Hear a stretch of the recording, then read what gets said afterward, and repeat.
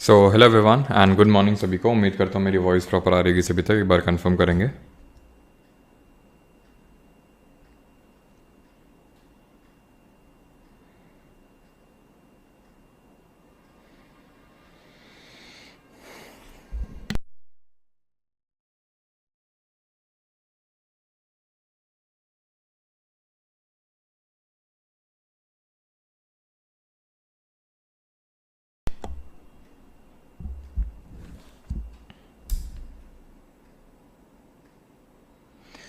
Book का काफ़ी लोग पूछ रहे हैं। बुक इसी वीक आपकी आ जाएंगी, ठीक है। बुक का काफ़ी लोग का क्वेरी आ रहा है कॉन्टिन्यूसली, तो जो आपकी बुक्स हैं वो इसी वीक रिलीज़ हो जाएंगी, ठीक है। बुक्स जो हैं दिस वीक। ऑलराइट, चलिए तो आज से हम लोग स्टार्ट करने वाले हैं ज्योग्राफी का एक नया part, and that is Indian geography, यानी भारतीय भूगोल। इसमें सबसे जो पहला हमारा टॉपिक रहने वाला है that would be India and its location, यानी कि भारत और उसकी जो स्थिति है, भौगोलिक स्थिति, उसके बारे में आज के लेक्चर हम लोग करने वाले हैं, पढ़ने वाले हैं। गुड मॉर्निंग सभी को, वेलकम। हिंदी में भी होगी बुक, यस, हिंदी में भी होगी बुक और इंग्लिश में भी होगी, बाइलिंगुअल होगी। बुक स्टॉल्स पे दैट इज़ ऑफलाइन भी अवेलेबल होगी और ऑनलाइन भी अवेलेबल होगी, ठीक है।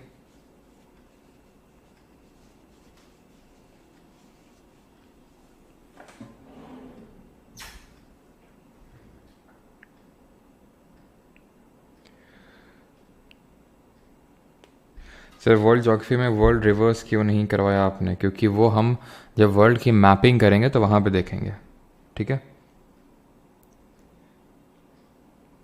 चलिए तो स्टार्ट करते हैं from the India and its location. सबसे पहले कुछ फैक्ट्स जो हमें पता होने चाहिए इंडिया के बारे में, और वो कुछ फैक्ट्स ये हैं कि अगर हम इंडिया की बात करें तो इंडिया किस नंबर पे रैंक करता है। इंडिया की रैंक कितनी है in terms of population and in terms of area both, यानी कि क्षेत्रफल की दृष्टि से इंडिया किस पोजीशन पे आता है पूरे वर्ल्ड पे, किस रैंक पे आता है, और पॉपुलेशन के टर्म्स में किस रैंक पे आता है।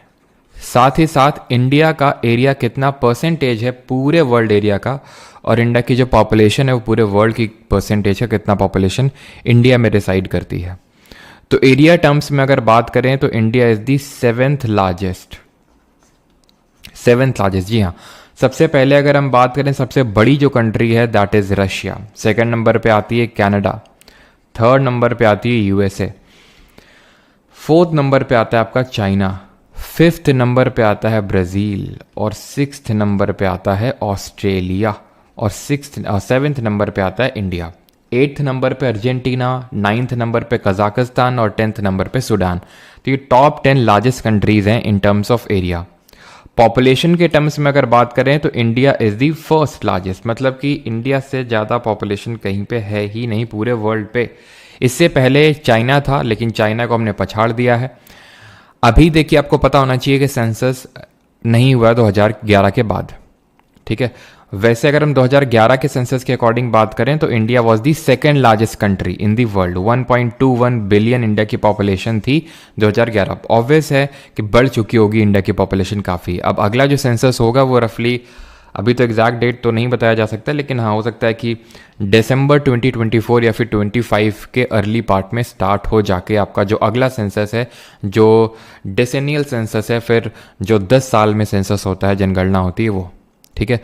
तो भाई अभी ही आप सारी चीज़ें कर लीजिए, ज़्यादा सही है आपके लिए, क्योंकि मेरे हिसाब से तो 2025 का जो एग्ज़ाम होगा उसमें तो आपका 2011 का सेंसस ही पूछा जाएगा मेरे हिसाब से, जो खासकर जुलाई अगस्त तक एग्ज़ाम हो जाएंगे। और उसके बाद तो पक्की बात है 2026 से जो एग्ज़ाम होंगे उसमें तो जो अगला वाला सेंसस अभी रिसेंट में कंडक्ट होगा उसी से क्वेश्चंस बनेंगे। तो नई चीज़ें आपको ज़्यादा ना पढ़नी पड़े, इसी वजह से 2025 में ही सिलेक्शन ले लीजिए, ठीक है। सेवन्थ लार्जेस्ट है और फर्स्ट नंबर पे आता है पॉपुलेशन के टर्म्स में। अगर हम परसेंटेज के टर्म्स में बात करें कि इंडिया टोटल एरिया यानी पूरे वर्ल्ड का एरिया का कितना परसेंट एरिया ऑक्यूपाई करता है, 2.4%।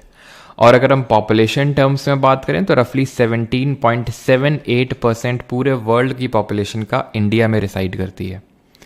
इंडिया में अगर हम टोटल स्टेट्स और यूटीज़ की बात करें तो इंडिया में 28 राज्य, दैट इज 28 स्टेट्स, या तो यहाँ पे मैं लिख देता हूँ, इंडिया हैज़ 28 स्टेट्स भारत में प्रेजेंटली 28 राज्य और 8 केंद्र शासित प्रदेश यानी 8 यूटीज हैं। इसमें से अगर हम लार्जेस्ट और स्मॉलेस्ट की बात करें तो वो कौन कौन सी हैं, जल्दी से बताएंगे कमेंट में। सबसे largest state and UT and सबसे स्मॉलेस्ट स्टेट और यूटी। तो यहाँ पे मैं लिख देता हूँ स्टेट और यहाँ पे मैं लिख देता हूँ यूटी। ठीक है, यूटी मतलब यूनियन टेरिटरी, दैट इज केंद्र शासित प्रदेश। तो लार्जेस्ट स्टेट है पूरे इंडिया में, दैट इज राजस्थान। ये सिर्फ हम एरिया के टर्म्स में बात कर रहे हैं, और यूटी की बात करेंगे आंसर वुड बी लद्दाख। ठीक है, काफ़ी लोगों को जम्मू एंड कश्मीर लगता है, बट जम्मू एंड कश्मीर का जो एरिया है वो कम है। लद्दाख का जो एरिया दैट इज रफली 59,000 square kilometres, Jammu and Kashmir का 42,000 स्क्वायर किलोमीटर्स। स्मॉलेस्ट स्टेट की बात करेंगे एरिया के टर्म्स में तो ये गोवा है, और स्मॉलेस्ट यूटी की बात करेंगे तो ये लक्षद्वीप है। और अगर पॉपुलेशन के टर्म्स में बात कर लें, ये तो हमने बात करी है एरिया के टर्म्स में, क्षेत्रफल की दृष्टि से। अगर हम पॉपुलेशन यानी जनसंख्या की दृष्टि से बात करेंगे तो लार्जेस्ट कौन सा हो जाएगा, उत्तर प्रदेश हो जाएगा आपका, और स्मॉलेस्ट कौन सा हो जाएगा, सिक्किम। ठीक है, अगर आप स्मॉलेस्ट और लार्जेस्ट बात करेंगे किसके टर्म्स में, पॉपुलेशन, और पॉपुलेशन के टर्म्स में यूटी सबसे ज़्यादा पॉपुलेशन कहाँ पे है, तो वो दिल्ली हो जाएगा आपका। ठीक है, दिल्ली, और सबसे कम पॉपुलेशन आपका लक्षद्वीप में ही होगा। क्लियर है यहाँ तक सभी को, सारी चीज़ें बेसिक सी चीज़ें थी। अब हम यहाँ पे देखने वाले हैं इंडिया का जो जोग्राफिकल एक्सटेंट है, यानी कि इंडिया के एक्सट्रीम पॉइंट्स कौन कौन से हैं, northern most, southern most, eastern most and western most. ठीक है, सबसे पहले तो आप ये बताओ कि स्टेट कौन से हैं। अगर मैं स्टेट की बात करूँ तो स्टेट्स का मतलब है कि सबसे नदर्न मोस्ट स्टेट कौन सा है, सदर्न मोस्ट कौन सा है, ईस्टर्न मोस्ट कौन सा है और वेस्टर्न मोस्ट कौन सा है। सबसे उत्तरी राज्य, दक्षिणी राज्य, पूर्वी राज्य और पश्चिमी राज्य। अभी हम सिर्फ पॉइंट्स की बात कर रहे हैं। तो पॉइंट तो है इंदिरा कोल, जो कहाँ पड़ता है, सियाचिन लद्दाख में पड़ता है। ये जो आपका एरिया है दैट इज सियाचिन का एरिया, वो अभी हम देखेंगे जब पूरी मैपिंग करेंगे अभी इसी पर्टिकुलर लेक्चर में, कि ये आपका PoK that is Pakistan occupied Kashmir, ये आपका चाइना ऑक्यूपाइड कश्मीर, और यहाँ बीच में सियाचिन पड़ता है आपका। तो यहीं पे आपका सिचुएटेड है Indira col, northernmost point. Southernmost point है कन्याकुमारी, जिसको कि हम केप कैमोरिन के नाम से भी जानते हैं, तमिलनाडु में है ये पॉइंट। लेकिन ये मेन लैंड की जब बात करेगा तब, अगर हम ओवरऑल आइलैंड्स को भी इंक्लूड कर लेंगे तो ये आपको पता होना चाहिए हमारे Andaman and Nicobar group of islands है, और इसमें जो हमारा सबसे सदर्न मोस्ट टिप हो जाता है वो इंदिरा पॉइंट, जो कि कन्याकुमारी से भी नीचे है। तो इसलिए इंदिरा पॉइंट इंडिया का सदर्न मोस्ट पॉइंट है ओवरऑल। और अगर सिर्फ मेन लैंड लिखेगा तो कन्याकुमारी होगा, और अगर मान लेते हैं वो कुछ स्पेसिफाई नहीं करता है और दोनों ऑप्शन में देता है कन्याकुमारी एंड इंदिरा पॉइंट, तो you will go with Indira point, जो कि ग्रेट निकोबार में है। अंडमान निकोबार का एक पार्ट है ग्रेट निकोबार। वेस्टर्न मोस्ट की अगर बात करें, गुजरात का गुहार मोती है, और ईस्टर्न मोस्ट अरुणाचल का किबितू है। ठीक है, इतनी चीज क्लियर। नदर्न मोस्ट स्टेट की अगर हम बात करेंगे तो ये हिमाचल प्रदेश है। हिमाचल, ये आप देख पा रहे हैं, ये हिमाचल प्रदेश है। ठीक है, क्योंकि ये लद्दाख है और ये स्टेट नहीं है, ये यूटी है। पहले तो जम्मू एंड कश्मीर पूरा स्टेट हुआ करता था, तो वी वुड से कि भाई नदर्न मोस्ट स्टेट इंडिया का जम्मू एंड कश्मीर है। लेकिन आपको पता है वो बाइफर्केट हो गया था 2019 में, जम्मू एंड कश्मीर और लद्दाख दो यूटी बन गए थे। सदर्न मोस्ट केरल नहीं है, ध्यान रखना है, तमिलनाडु है। ईस्टर्न मोस्ट अरुणाचल है, और वेस्टर्न मोस्ट गुजरात है। क्लियर यहाँ तक? ये बहुत ही बेसिक सी चीज़ें हैं, बहुत बहुत बहुत बेसिक हैं। मतलब बहुत ज़्यादा क्वेश्चंस भी इतने बेसिक हैं, बहुत ज़्यादा क्वेश्चंस भी नहीं पूछे आते हैं, लेकिन कभी कभी पूछ लेता है, इसलिए हमें सारी चीज़ें पता होना ज़रूरी है। लेकिन बहुत ही बेसिक चीज़ें हैं। अब इंडिया का लैटिट्यूडिनल और लॉन्गिट्यूडिनल एक्सटेंट देखने वाले हैं, यानी भारत का अक्षांशीय और देशांतरीय विस्तार। अब इसका मतलब क्या है, तो इसी वजह से तो मैंने आपको लैटिट्यूड और लॉन्गिट्यूड शुरू में पढ़ाए थे, कि आपको दिक्कत ना हो समझने में कि लैटिट्यूड क्या होते हैं और लॉन्गिट्यूड क्या होते हैं। तो लैटिट्यूड होते हैं हमारी हॉरिजॉन्टल जो लाइंस होती हैं, जो हम ग्लोब पे ड्रॉ करते हैं। ये क्या होती है, इमेजिनरी लाइंस होती हैं, एक्चुअल में एग्जिस्ट नहीं करती हैं, बस इनको हम ड्रॉ करते हैं अपने पढ़ने के लिए सुविधानुसार। ठीक है, लॉन्गिट्यूडनल लाइंस क्या होती हैं, इस तरह से जो वर्टिकल लाइंस होती हैं, ये हम लोगों ने पढ़ा था क्या होती हैं, देशांतरीय रेखाएं होती हैं। ठीक, तो इंडिया का सबसे सदर्न मोस्ट कौन सा लैटिट्यूड है, कौन सा लैटिट्यूड है जो इंडिया के एकदम सदर साउथ से होकर गुजरता है, तो ये है 8 डिग्री और 4 मिनट, 8 डिग्री एंड 4 मिनट। ठीक है, और ये है आपका 30 से, यहाँ पे मैं लिख देता हूँ इंडिया का जो लैटिट्यूडनल एक्सटेंट है वो कहाँ से कहाँ तक है। तो सबसे सदर्न मोस्ट है 8 डिग्री 4 मिनट से लेकर 37 डिग्री 37 डिग्री 6 मिनट तक, ये आपका ये। लॉन्गिट्यूडनल एक्सटेंट, अब लॉन्गिट्यूड्स क्योंकि इस तरह की वर्टिकल लाइन्स होती हैं, तो इंडिया कौन सा लॉन्गिट्यूड है जो इंडिया के ईस्टर्न मोस्ट से होकर गुजरता है, कौन सा वेस्टर्न मोस्ट से होकर गुजरता है। तो जब हम लॉन्गिट्यूड की बात करते हैं, और ये क्या है 8 degree 4 minute north, 37 degree 6 minute north, क्योंकि ये चीज़ हम पढ़ चुके हैं कि जो इक्वेटर होती है भूमध्य रेखा 0 डिग्री जो लैटिट्यूड होता है वो पूरे अर्थ को 2 इक्वल पार्ट्स में डिवाइड करता है, ऊपर वाले को नदर्न तो नीचे वाले को सदर्न हेमिस्फीयर यानी कि उत्तरी और दक्षिणी गोलार्ध बोलते हैं। इंडिया सिचुएटेड है आपका नदर्न आपका जो हेमिस्फीयर है उसमें, तो इसलिए हम एन का इस्तेमाल करेंगे। लॉन्गिट्यूडनल एक्सटेंट की बात करेंगे तो ये 68 डिग्री 7 मिनट ईस्ट। अब हम ईस्ट का इस्तेमाल क्यों कर रहे हैं, क्योंकि प्राइम मेरिडियन इंडिया के वेस्ट में है, तो प्राइम मेरिडियन जो 0 डिग्री है जिसको ग्रीनविच मीन टाइम के नाम से भी जानते हैं, सारी चीज़ें हमें पता है, पहले ही पढ़ चुके हैं वर्ल्ड ज्योग्राफी में। तो उसके ईस्ट में जो पार्ट है उसको ईस्टर्न हेमिस्फीयर और वेस्ट में जो है उसको वेस्टर्न हेमिस्फीयर, तो इंडिया आता है ईस्टर्न हेमिस्फीयर में, तो ईस्ट का इस्तेमाल करेंगे। और ये आपका जाता है 97 डिग्री, ये लिखा हुआ है, ठीक है, 97 डिग्री 25 मिनट ईस्ट, पूर्वी देशांतर तक जाता है। अब यहाँ पे अगर आप एक चीज़ ऑब्जर्व करें ध्यान से तो रफली 30 डिग्री का आपको यहाँ पे, या फिर 29 डिग्री का, 29 से 30 डिग्री का डिफरेंस यानी अंतर मिलेगा। यहाँ पे भी 29 से 30 डिग्री का अंतर मिलेगा, लेकिन जब हम डिस्टेंस को मेजर करते हैं फ्रॉम हेयर का मतलब है कि एकदम नदर्न मोस्ट से लेके सदर्न मोस्ट टिप तक, तो ये डिस्टेंस आती है 3214 किलोमीटर। यानी इंडिया के नॉर्थ साउथ एक्सटेंट की अगर मैं बात करूं कि अगर भारत के उत्तर से आप दक्षिण तक जाते तो कितने किलोमीटर्स आपको चलना होगा, तो 3214 किलोमीटर्स इतना चलना होगा। वहीं पे इंडिया के अगर ईस्ट वेस्ट एक्सटेंशन की बात करें तो ये कितना होगा, यानी कि अगर हम गुजरात के वेस्टर्न मोस्ट पॉइंट और अरुणाचल के ईस्ट मोस्ट पॉइंट तक जाएंगे तो ये आपको 2933 किलोमीटर्स की डिस्टेंस देखने को मिलेगी। बात ये आती है यहाँ पे, अगर कभी क्वेश्चन पूछ ले, अब पूछा तो नहीं है लेकिन अगर पूछ ले कि ऐसा क्यों है कि इंडिया का जो लैटिट्यूडनल एक्सटेंट है यानी साउथ से लेकर नॉर्थ तक उसमें 29 डिग्री का रफली अंतर है, 29 से 30 डिग्री, और लॉन्गिट्यूड में भी 29 से 30 डिग्री का अंतर है। सर साउथ इक्वेटर के पास है, सर साउथ इक्वेटर के पास है तो गर्मी होनी चाहिए, तो क्या सर्दी होती है क्या साउथ में, तन्नू कुंडू, तो साउथ में क्या सर्दी होती है क्या? तो यहाँ पे अगर हम बात करें और उतनी गर्मी क्यों नहीं होती है वो भी हम आगे देखेंगे अगर आपका ये है, क्योंकि यहाँ पे मॉडरेटिंग इन्फ्लुएंस आ जाता है सी का, और शायद हो सकता है कि आपको पता हो और आप पूछना चाह रहे हो कि देखते हैं पता है सर को कि नहीं पता है, ठीक है, तो वो भी जो भी आपका कारण हो आगे देखेंगे।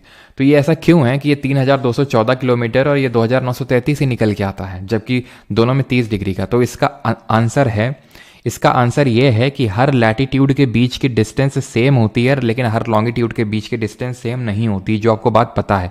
जरा बताइए लॉन्गिट्यूड के बीच की जो डिस्टेंस है वो मैक्सिमम कहाँ होती है और मिनिमम कहाँ पे होती है? मुझे पता है आप में से मैक्सिमम लोगों को ये बात समझ नहीं आई होगी, ठीक है, मैं समझाने का प्रयास करता हूँ, नहीं समझ में आती तो रट्टा मारो जिंदाबाद। कारण इसका ये क्योंकि ज़्यादा क्वेश्चन पूछे नहीं हुए, लेकिन हाँ अगर पूछ लेगा तो हमें एटलीस्ट पता तो होना चाहिए। अब देखो इंडिया क्योंकि यहाँ पे सिचुएटेड है, तो इंडिया क्योंकि यहाँ पे सिचुएटेड है और हर लॉन्गिट्यूड के बीच की डिस्टेंस मैक्सिमम होती है इक्वेटर पे, जो कि कितनी होती है 111.32 किलोमीटर, सो मिनिमम होती है पोल्स पे जो कि होती है 0, ठीक है। तो इंडिया का जब इस तरह से लॉन्गिट्यूड आएगा, ठीक है, तो इनके बीच की डिस्टेंस यहाँ पे मैक्सिमम होती है 111.32, तो ऑब्वियस बात है यहाँ कम होगी ना, यहाँ पे कम होगी, लेकिन हर लैटिट्यूड के बीच की तो डिस्टेंस सेम ही होती है, हर डिग्री लैटिट्यूड के बीच की डिस्टेंस 111 किलोमीटर की होती है, हमें पता है बात। तो लैटिट्यूडनल और लॉन्गिट्यूडनल एक्सटेंट ये रटा हुआ होना चाहिए आपको, और नॉर्थ साउथ एक्सटेंट कितना और ईस्ट वेस्ट एक्सटेंशन कितना, ये भी चीज़ रटी हुई होनी चाहिए। 3214 किलोमीटर नॉर्थ से लेके साउथ तक और ईस्ट से लेके वेस्ट तक है 2933 किलोमीटर्स। ट्रॉपिक ऑफ कैंसर क्या है, तो वो आपको पता है, ट्रॉपिक ऑफ एक कैंसर हमारा एक इंपॉर्टेंट लैटिट्यूड है। हमने कुछ इंपॉर्टेंट लैटिट्यूड पढ़े थे जैसे 0 डिग्री, क्योंकि अर्थ को 2 इक्वल पार्ट में डिवाइड करता है, Tropic of Cancer, Tropic of Capricorn, Arctic Circle और अंटार्कटिक सर्कल। तो जो ट्रॉपिक ऑफ कैंसर है यानी कि कर्क रेखा, that is 23.5 degree north latitude, ये इंडिया के बीचों बीच से होकर गुजरती है लाइन, इंडिया के एकदम सेंटर से। अगेन इमेजिनरी लाइन है तो आपको कहीं देखने को नहीं मिलेगी। और ये जो ट्रॉपिक ऑफ कैंसर है पूछता है कि कितने राज्यों से होकर गुजरती है, तो it passes through 8 states of India, और वो 8 स्टेट्स कौन से हैं? सबसे पहला तो स्टेट हमारा यानी राज्य गुजरात हो जाएगा, देन ये राजस्थान को हल्का सा टच कर रही है, फिर कट कर रही है, देन ये मध्य प्रदेश है, देन ये आपका छत्तीसगढ़ है, ठीक है, क्योंकि ये छत्तीसगढ़ आपको पता है कि एमपी से डिवाइड होकर बना था, देन आपका झारखंड है, वेस्ट बंगाल है, ये त्रिपुरा है, और ये कौन सा स्टेट है आपका, मिजोरम है, त्रिपुरा और मिजोरम।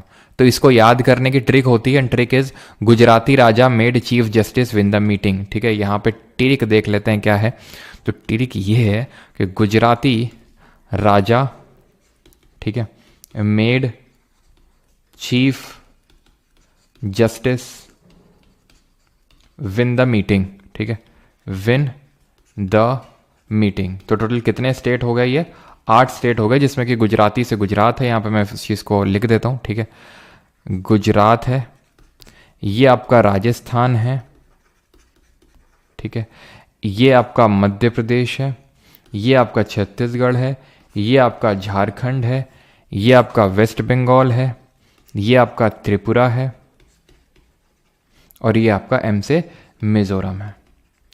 तो ये कितने स्टेट हैं, 8 स्टेट हैं जहाँ से आपकी ट्रॉपिक ऑफ कैंसर यानी कि कर्क रेखा गुजरती है। और अगर हम हिंदी में ट्रिक की बात करें तो हिंदी में ट्रिक कुछ इस तरह से होती है, मित्र पर गमछा झार, इस तरह से हिंदी में ट्रिक होती है। जहाँ पे मैं लिख नहीं रहा हूँ, ठीक है, लिख देता हूँ चलो। ये आपका मिज़ोरम है, ठीक है, मिज़ोरम है, ये त्रिपुरा है, ये आपका पश्चिम बंगाल है, रा से राजस्थान हो जाएगा, ठीक है, ग से गुजरात हो जाएगा, म से मध्य प्रदेश हो जाएगा, ठीक है, मध्य प्रदेश, छ से छत्तीसगढ़ हो जाएगा, ठीक है, छत्तीसगढ़, और झार से झारखंड हो जाएगा, ठीक है, झारखंड। क्लियर इतनी चीज़? तो ये बहुत ही बेसिक सा क्वेश्चन है कि कितने स्टेट से टॉपिक ऑफ कैंसर पास होती है। और अगर यहाँ पे अब आपसे क्वेश्चन पूछ ले इस तरह से कि जो इनमें से जितने भी स्टेट हैं, इनमें से किसकी कैपिटल है जो ट्रॉपिक ऑफ कैंसर से ऊपर सिचुएटेड है, तो सिर्फ 3 राज्य हैं, 3 स्टेट हैं। गेस कर सकते हैं कौन से? 2 तो ये आपके नॉर्थ ईस्ट वाले हैं, त्रिपुरा की अगरतला है, और मिजोरम की कैपिटल जल्दी से बताएंगे क्या है। इन दोनों की कैपिटल है।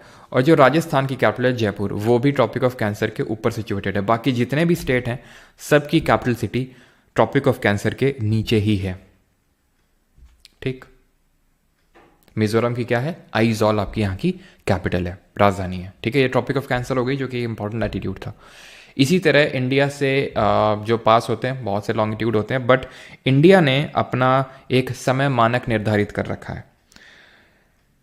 आपने लैटिट्यूड लॉन्गिट्यूड को रिवर्स कर दिया। कहाँ पे रिवर्स कर दिया? कहाँ पे रिवर्स कर दिया हमने लैटिट्यूड लॉन्गिट्यूड को? बताने का प्रयास करेंगे कहाँ पे रिवर्स हो गया। ये सही लिखा है, अगर आप इसकी बात कर रहे हैं तो ये इसमें कोई रिवर्स नहीं है, यही है। ठीक है, ये कोई रिवर्स नहीं है। 8 डिग्री 4 मिनट लैटिट्यूड से लेके 37 डिग्री और 6 मिनट तक। और लॉन्गिट्यूड की बात करेंगे 68 डिग्री 7 मिनट से लेकर 97 डिग्री 25 मिनट्स। ऑल राइट,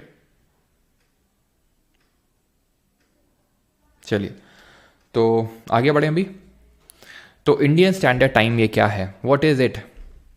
तो देखिए अब यहाँ पे कॉन्सेप्ट समझिएगा थोड़ा सा ध्यान से। हाँ जी, तो अभी मैंने बताया इंडिया का लॉन्गिट्यूडनल एक्सटेंट कितना है, 68 डिग्री है ये। ठीक है, 68 डिग्री है रफली। वैसे तो 68 डिग्री 7 मिनट है, लेकिन हम 68 डिग्री लिख लेते हैं। और ये 97 डिग्री 25 मिनट है, 97 डिग्री। तो दोनों में अंतर 29 डिग्री का है। मैं रफली 30 डिग्री मान के चलता हूँ। वैसे तो 30 डिग्री के ही पास में है, 30 डिग्री के करीब है, तो मैं 30 डिग्री मानता हूँ।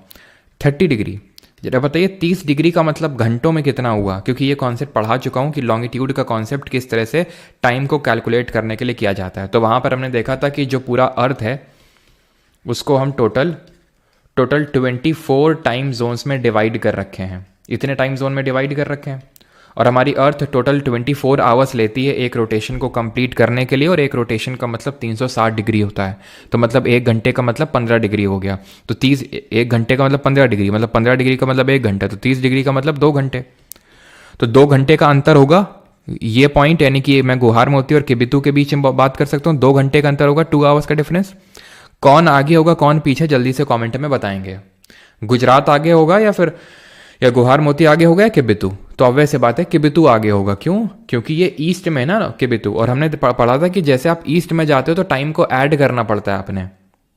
यहाँ सूरज जल्दी उगेगा क्योंकि sun rises from the east. तो इसलिए अरुणाचल में जल्दी सुबह होगी, गुजरात में बाद में सुबह होगी।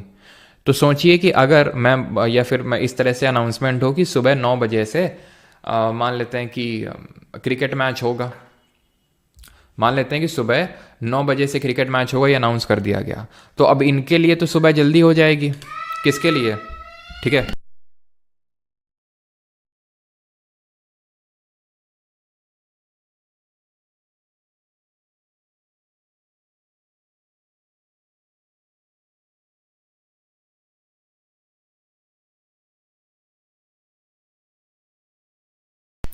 ठीक है, तो मान लेते हैं कि अनाउंसमेंट होता है कि सुबह 9 बजे से, ठीक है, मॉर्निंग 9 AM से एक क्रिकेट मैच खेला जाएगा। तो वो सुबह 9 बजे किस सबके लिए अलग होगी ना। जैसे फॉर एग्जांपल अगर हम बात करूँ, ये जो पॉइंट है गुहार मोती या फिर गुजरात की हम बात कर लेते हैं इन जनरल, तो इनके लिए तो लेट सुबह होगी, इनके लिए बहुत जल्दी हो जाएगी, तो सबके लिए अलग अलग फिर टाइम रहेगा। तो इसलिए कॉमन टाइम डिसाइड करने के लिए हमने जो इंडिया के सेंटर से, इंडिया के बीच से जो लॉन्गिट्यूड पास हो रहा है, दैट इज 82.5 डिग्री ईस्ट, इसको हमने अपना समय मानक निर्धारण करने के लिए इस लॉन्गिट्यूड को स्टैंडर्ड टाइम बोल दिया कि it is Indian standard time, that is in short IST, जो इंडिया के सेंटर से होकर गुजर रहा है। तो अब इसी के हिसाब से ही पूरा इंडिया अपना क्लॉक को सेट करेगा, अपना पूरा इंडिया जो है सभी लोग अपने टाइम को सेट करेंगे 82.5 डिग्री ईस्ट। कितने स्टेट से पास होता है, क्या होता है वो देखेंगे, रुक जाओ भी। लेकिन अगर आपको याद हो तो मैंने ये कॉन्सेप्ट जब पढ़ाया था थोड़ा सा लॉन्गिट्यूड का टाइम वगैरह, तो मैंने आपको बताया था, मैं आपको वहाँ पे बताऊंगा जब ये इंडियन ज्योग्राफी पढ़ेंगे कि क्यों मल्टीपल टाइम जोन्स होते हैं, सारी चीज़ें। तो जैसे कि अगर मैं बात करूँ पूरे वर्ल्ड में सबसे ज़्यादा जो टाइम जोन्स हैं वो फ्रांस के हैं, 12 टाइम जोन्स हैं, ठीक है। और रशिया की अगर बात करें तो 11 टाइम जोन्स हैं। ऐसे US के भी 11 टाइम जोन्स हैं अगर उसकी बाकी टेरिटरीज मिला लें, ठीक है। फ्रांस का तो एक एक्सेप्शनल केस है, फ्रांस को भी मैं बाद में डील करूंगा। रशिया हो गया, US हो गया, इन्होंने क्यों 11 टाइम जोन्स, हमारा ये एक है, एक 82.5 डिग्री ईस्ट। रशिया जैसे कंट्रीज ने क्यों 11 टाइम जोन्स अपने डिसाइड कर रखे हैं US, क्योंकि इनका लॉन्गिट्यूडनल जो एक्सटेंट है ना वो बहुत ज़्यादा है, देशांतरीय विस्तार बहुत ज़्यादा है। आप सोचिए कि इनके बीच में रशिया का जो वेस्टर्न मोस्ट पॉइंट है और ये जो ईस्टर्न मोस्ट पॉइंट है, या ठीक है, इनके बीच में अंतर है 4 घंटे का, ठीक है, 4 आवर्स का अंतर है।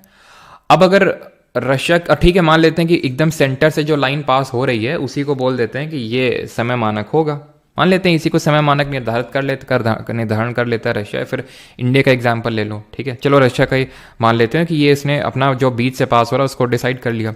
लेकिन फिर भी तो आप देखिए यहाँ के और यहाँ के बीच में 2 घंटे का अंतर होगा, यहाँ और इनके बीच में 2 घंटे का अंतर होगा। तो अगर फिर भी ये बोलेंगे कि सुबह 9 बजे ऑफिस खुलेगा इस पर्टिकुलर लॉन्गिट्यूड के हिसाब से, सुबह 9 बजे ऑफिस मान लेते हैं कि ये बोला गया कि और रशिया में कि ऑफिस खुलेंगे, तो इनके लिए तो सुबह जो 9 बजे है उनके हिसाब से तो एक्चुअल देखा जाए तो 11 बजे होगी वो सुबह, यानी कि दोपहरा हो चुका होगा और इनको लेट तक काम करना होगा, शाम तक काम करना होगा इनको, तो फिर बनेगा नहीं माहौल।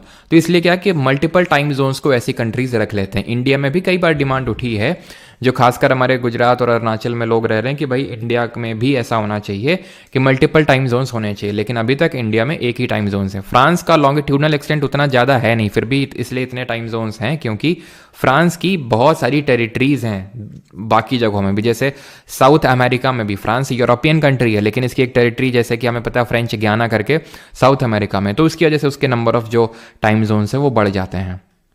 क्लियर इतनी चीज़ कि मल्टीपल टाइम जोन्स रशिया में, फ्रांस में सबसे ज़्यादा है, रशिया में 11 है, US में भी कहीं कहीं 9 कहीं कहीं 11 दिया रहता है, क्योंकि 2 उसकी और टेरिटरीज हैं उसको मिला लेंगे तो 11 हो जाएंगी।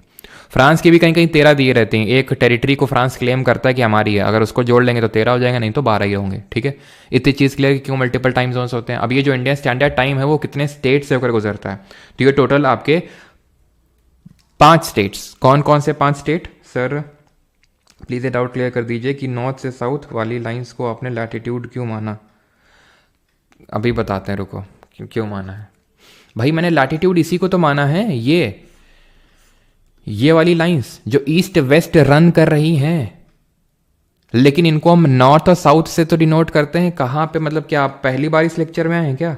इसीलिए मैंने वर्ल्ड ज्योग्राफी शुरू में पढ़ा दी थी, क्योंकि मुझे पता था अगर मैं इंडियन ज्योग्राफी से शुरू करूंगा तो यही डाउट आएंगे कि लैटिट्यूड क्या है, एन क्यों लिख दिया, एस क्यों नहीं लिखा, ई क्या है, डब्ल्यू क्या है, ये ठीक है। चलो ये सब हम पढ़ चुके हैं आराम अच्छे से, ठीक है। तो ये मौका, ये ईस्ट वेस्ट लाइन जो है ईस्ट वेस्ट रन करती हैं, लेकिन इनके लिए हम एन और एस का यूज़ करते हैं, ठीक है। MOUCA, मौका से हम इसको याद करते हैं। एम से क्या है, मध्य प्रदेश है, ओ से उड़ीसा है, यू से यूपी यानी कि उत्तर प्रदेश है, सी से छत्तीसगढ़ है, सी से क्या है, छत्तीसगढ़ है, और ए से क्या है, आंध्रा है, ठीक है, ए से है आंध्र प्रदेश। ये इंडियन स्टैंडर्ड टाइम को जो 82.5 डिग्री ईस्ट है, ये मिर्ज़ापुर से पास होती है। मिर्ज़ापुर क्लॉक टावर भी इसीलिए इसको बोल देते हैं, उत्तर प्रदेश के मिर्ज़ापुर से, ठीक है, वहाँ पे क्लॉक टावर भी बना हुआ है। क्वेश्चन कभी कभी पूछ लेता है कि ये जो ट्रॉपिक ऑफ कैंसर है और जो इंडियन स्टैंडर्ड टाइम है, दोनों मिलते कहाँ पे हैं? दे मीट एट, दोनों कहाँ मिलते हैं? तो दोनों मिलते हैं हमारे घर के पीछे, ठीक है, दोनों मिलते हैं छत्तीसगढ़ में, ठीक है, छत्तीसगढ़ में एक कोरिया नाम की जगह है, ठीक है, कोरिया नाम की, बैकुंठपुर डिवीजन में आती है, वहां पे दोनों मिलते हैं। इंडिया की इंटरनेशनल बाउंड्री अब हम देखने वाले हैं। बेसिक्स हमने जान लिए इंडिया के बारे में कि क्या, कितना सारी, क्या मतलब कौन से नंबर पे आता है एरिया के टर्म्स में, पॉपुलेशन के टर्म्स में, और कितना परसेंटेज है उसका। अब हम यहाँ पे देखेंगे इसकी इंटरनेशनल बाउंड्री, ठीक है। इंटरनेशनल बाउंड्री में देखो, इंटरनेशनल बाउंड्री देखेंगे हम, कोस्टल बाउंड्री देखेंगे हम, सी बाउंड्री देखेंगे, सारी चीज़ें देखेंगे।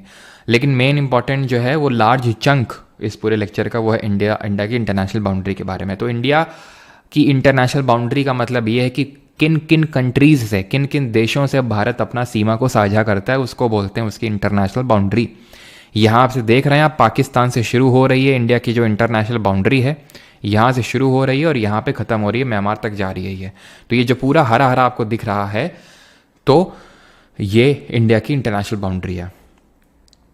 Trick to learn countries sharing boundary with India. क्या ट्रिक है? तो इसकी ये है बचपन में MBA। आई होप आप में से काफ़ी लोगों को ये ट्रिक पता होगी, बहुत ही बेसिक सी है, ठीक है, लेकिन फिर भी क्वेश्चंस रिपीटेडली आते हैं इसमें। तो बचपन में MBA ये ट्रिक है हमारे लिए, जो हमें कंट्रीज़ याद रखने में हेल्प करेगा, ऑर्डर में याद रखने में हेल्प करेगा जिनके साथ हम बाउंड्री शेयर करते हैं। तो सबसे पहली है हमारी B से बांग्लादेश, ठीक है, बांग्लादेश है। CH से चाइना है, P से पाकिस्तान है, N से नेपाल है, M से म्यांमार है, B से भूटान है, और A से अफगान है, दैट इज अफगानिस्तान। ये 7 देशों के साथ इंडिया बाउंड्री शेयर करता है, 7 कंट्रीज के साथ। 8 राज्यों से ट्रॉपिक ऑफ कैंसर गुजरती है, 5 राज्यों से Indian standard time that is जो भारतीय समय मानक है 82.5 डिग्री ईस्ट वो गुजरता है, और 7 कंट्रीज, 7 देशों से इंडिया अपनी इंटरनेशनल बाउंड्री शेयर करता है, जिसमें सबसे लंबी है बांग्लादेश के साथ और सबसे कम है अफगानिस्तान के साथ। जी हाँ, ये ऑर्डर में है। टोटल इंडिया की जो इंटरनेशनल बाउंड्री की लेंथ है, वो लेंथ है टोटल 15,106 किलोमीटर की, टोटल, ये टोटल लेंथ है। उसमें से बांग्लादेश की अगर बात करें तो बांग्लादेश के साथ हम 4,096 किलोमीटर, 4,096 किलोमीटर की बाउंड्री शेयर करते हैं। वहीं अगर हम बात करें चाइना के साथ, सबको आपको याद नहीं रखना है, 3 याद कर लो शुरू के, 3,488 किलोमीटर है ये। पाकिस्तान की अगर बात करें तो 3,323, या फिर आपको अगर याद रखना है आसानी से तो 3,333 ऐसे याद कर लो, ठीक है। ज़रूरी थोड़ी ना कि ऑप्शन में इसी तरह होगा, नहीं 333 मतलब वो जो 333 ऑप्शन में होगा ही होगा, तो आपको तुरंत याद आ जाएगा कि भाई मैंने जो सेकंड लास्ट वाला 2 था उसको रिप्लेस करके 3 ऐड किया था, तो याद करने के लिए हो जाएगा। और अफगानिस्तान के साथ याद कर लीजिएगा, दैट इज़ 106 किलोमीटर जो शॉर्टेस्ट है। कहीं कहीं पे आप देखोगे तो अफगानिस्तान के साथ बाउंड्री नहीं शेयर करता है इंडिया, ऐसा दिखाया जाता है, बट अभी मैं दिखाऊंगा वो क्यों ऐसा है, ठीक है। तो इतनी चीज़ क्लियर कि इंडिया कितने देशों के साथ शेयर करता है और उसको याद कैसे रखना है ऑर्डर में, और किस कंट्री के साथ कितनी लेंथ है, वो सिर्फ हमें 4 कंट्रीज़ का याद रखना है, बांग्लादेश, चाइना, पाकिस्तान और अफगानिस्तान का। अब हम आते हैं इंडिया और बांग्लादेश के बॉर्डर को डिटेल में पढ़ेंगे कि इंडिया बांग्लादेश बॉर्डर को कौन से स्टेट्स हमारे शेयर करते हैं, कौन सी फोर्स गार्ड करती है, ये सारी चीज़ें। थाला फॉर अ रीज़न, हाँ, हर चीज़ में थाला घुसे कर दो, नहीं, थाला फॉर अ रीज़न। चलिए, तो यहाँ पे अगर हम सबसे पहले बात करें इंडिया बांग्लादेश बॉर्डर की, तो कितने स्टेट हैं जो शेयर करते हैं इंडिया और बांग्लादेश के बीच में बॉर्डर? तो ये है हमारे, इसको हम याद करते हैं मैम टेक वाटर से। कैसे याद करते हैं? मैम टेक वाटर, यानी कि टोटल 5 स्टेट हैं जो शेयर करते हैं बांग्लादेश के साथ बॉर्डर। एम से है मिजोरम, ठीक है, मिजोरम है एम से। ए से क्या है? ए से असम है। एम से क्या है? मेघालय है। टी से त्रिपुरा है, और डब्ल्यू से क्या है, डब्ल्यू से है वेस्ट बंगाल।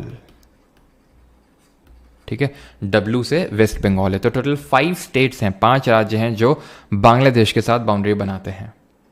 अब इंडिया और बांग्लादेश के बीच की जो बाउंड्री है इसको हम बोलते हैं red Cliff line. Red Cliff line क्यों बोलते हैं? क्योंकि ये एक बाउंड्री कमीशन है जिसको सेटअप किया गया था सर साइरिल रेडक्लिफ के अंडर, जब इंडिया और पाकिस्तान का डिवीजन हो रहा था, पार्टीशन हो रहा था। तो बांग्लादेश तब बांग्लादेश नहीं हुआ करता था, ये भी पाकिस्तान ही था, ईस्ट पाकिस्तान था। बांग्लादेश 1971 में बना था, 1971 में, जब हमने बांग्लादेश को वेस्टर्न पाकिस्तान, जो प्रेजेंट डे का पाकिस्तान है, उससे सेलिब्रेट करवाया था। तो इसीलिए एक कॉमन बाउंड्री कमीशन ये बना था इंडिया और पाकिस्तान के लिए। इसलिए इंडिया बांग्लादेश और इंडिया पाकिस्तान दोनों की बाउंड्री को हम रेड क्लिफ लाइन के नाम से जानते हैं। कौन सा स्टेट है, आपको कमेंट में बताना है, जो बांग्लादेश से 3 साइड से घिरा हुआ, state surrounded by Bangladesh from 3 sides, 3 side से घिरा हुआ है, ये है त्रिपुरा। अगर आप ध्यान से देखें तो ये त्रिपुरा है, ये पर्टिकुलर ये स्टेट, और ये 3 स्टेट से बांग्लादेश से घिरा हुआ है, एक साइड से बस घिरा हुआ किससे, असम से। क्लियर है चीज? आगे बढ़ें। और कौन सा पोर्ट है, बंदरगाह है, जो रिसेंट में हमने मतलब बांग्लादेश का एक जो पोर्ट है इसका एक टर्मिनल, उसकी ऑपरेशनल राइट्स इंडिया ने लिए हैं। और यहाँ पे कौन सा आइलैंड है जो इंडिया और बांग्लादेश के बीच में डिस्प्यूटेड रहता है? तो जो पोर्ट है वो तो है मोंगला पोर्ट, जिसके ऑपरेशनल राइट एक टर्मिनल के इंडिया ने लिए हैं। और यहाँ पे आपका पड़ता है न्यू मूरे आइलैंड्स, न्यू मूरे आइलैंड्स।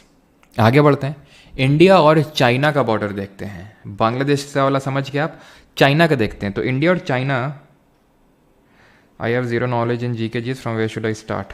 आप कहाँ से स्टार्ट करें? स्टार्ट ही चल रहा है, वर्ल्ड ज्योग्राफी कर चुके हैं, इंडियन ज्योग्राफी पे एंटर किए हैं, तो आप स्टार्ट ही है हम लोगों का, तो यहीं से स्टार्ट करिए, वो ज़्यादा बेटर रहेगा।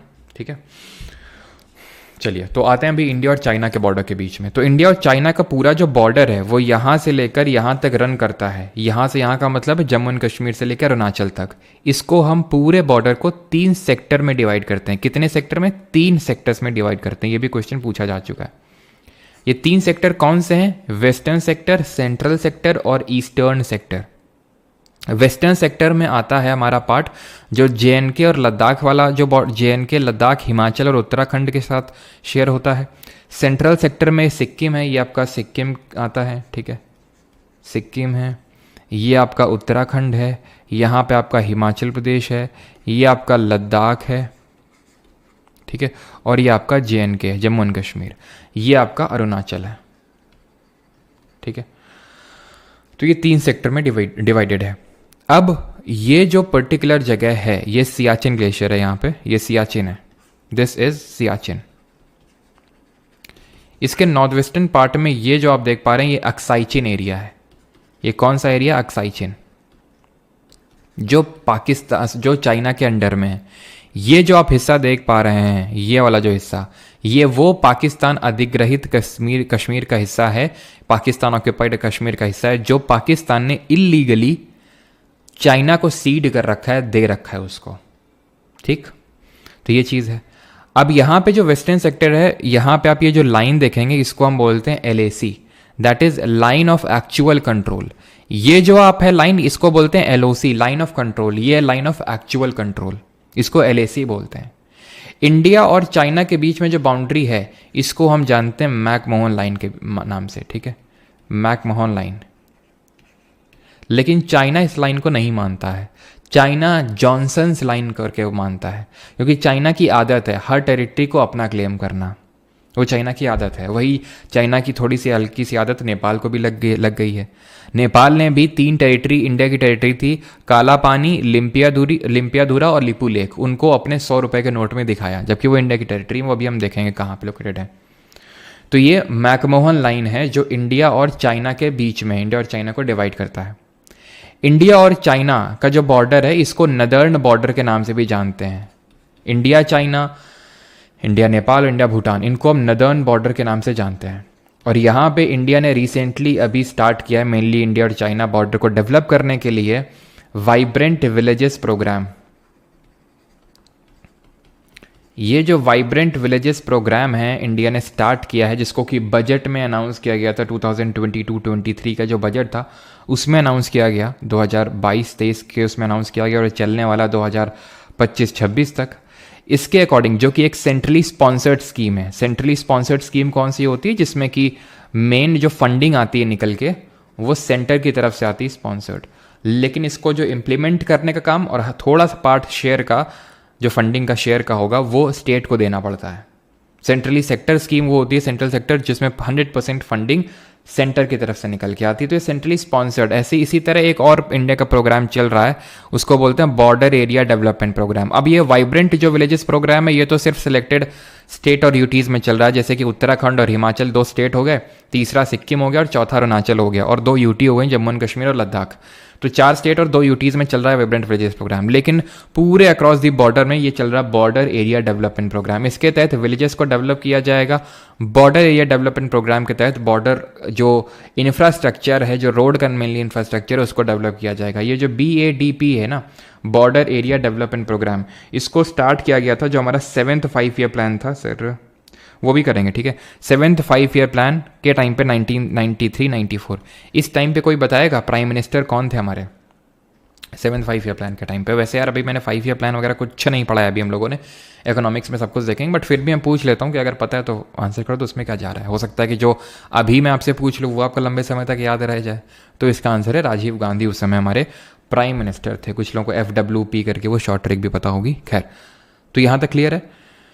इंडिया और जो चाइना का बॉर्डर, उसको हम क्या कैसे सारी चीज़ें डेवलप वगैरह कर रहे हैं, ठीक है, क्लियर। ये बिल्कुल ये तिब्बत वाला पार्ट है, ठीक है, ये तिब्बत का हिस्सा है। इसीलिए इंडिया और चाइना को जो बॉर्डर करती है CAPF, कौन सी CAPF गार्ड करती है इंडिया और चाइना बॉर्डर को? ये है ITBP, Indo Tibetan border police हम इसको बोलते हैं। क्यों नहीं इंडिया और चाइना बॉर्डर पुलिस बोलते हैं? उसका रीज़न ये है कि हम तिब्बत को चाइना का हिस्सा मानते ही नहीं हैं। हम तिब्बत को चाइना का हिस्सा मानते ही नहीं हैं, इसलिए हम उसको रिकॉग्नाइज करते हैं किस नाम से? तिब्बत के नाम से। वैसे तो वो चाइना उसमें इलीगली उसमें जो है ऑक्यूपाई कर रखा है। इंडिया और बांग्लादेश को कौन सी CAPF गार्ड करती है? तो ध्यान रखिएगा, इसमें BSF गार्ड करती है। ये इंपॉर्टेंट है, बॉर्डर सिक्योरिटी फोर्स।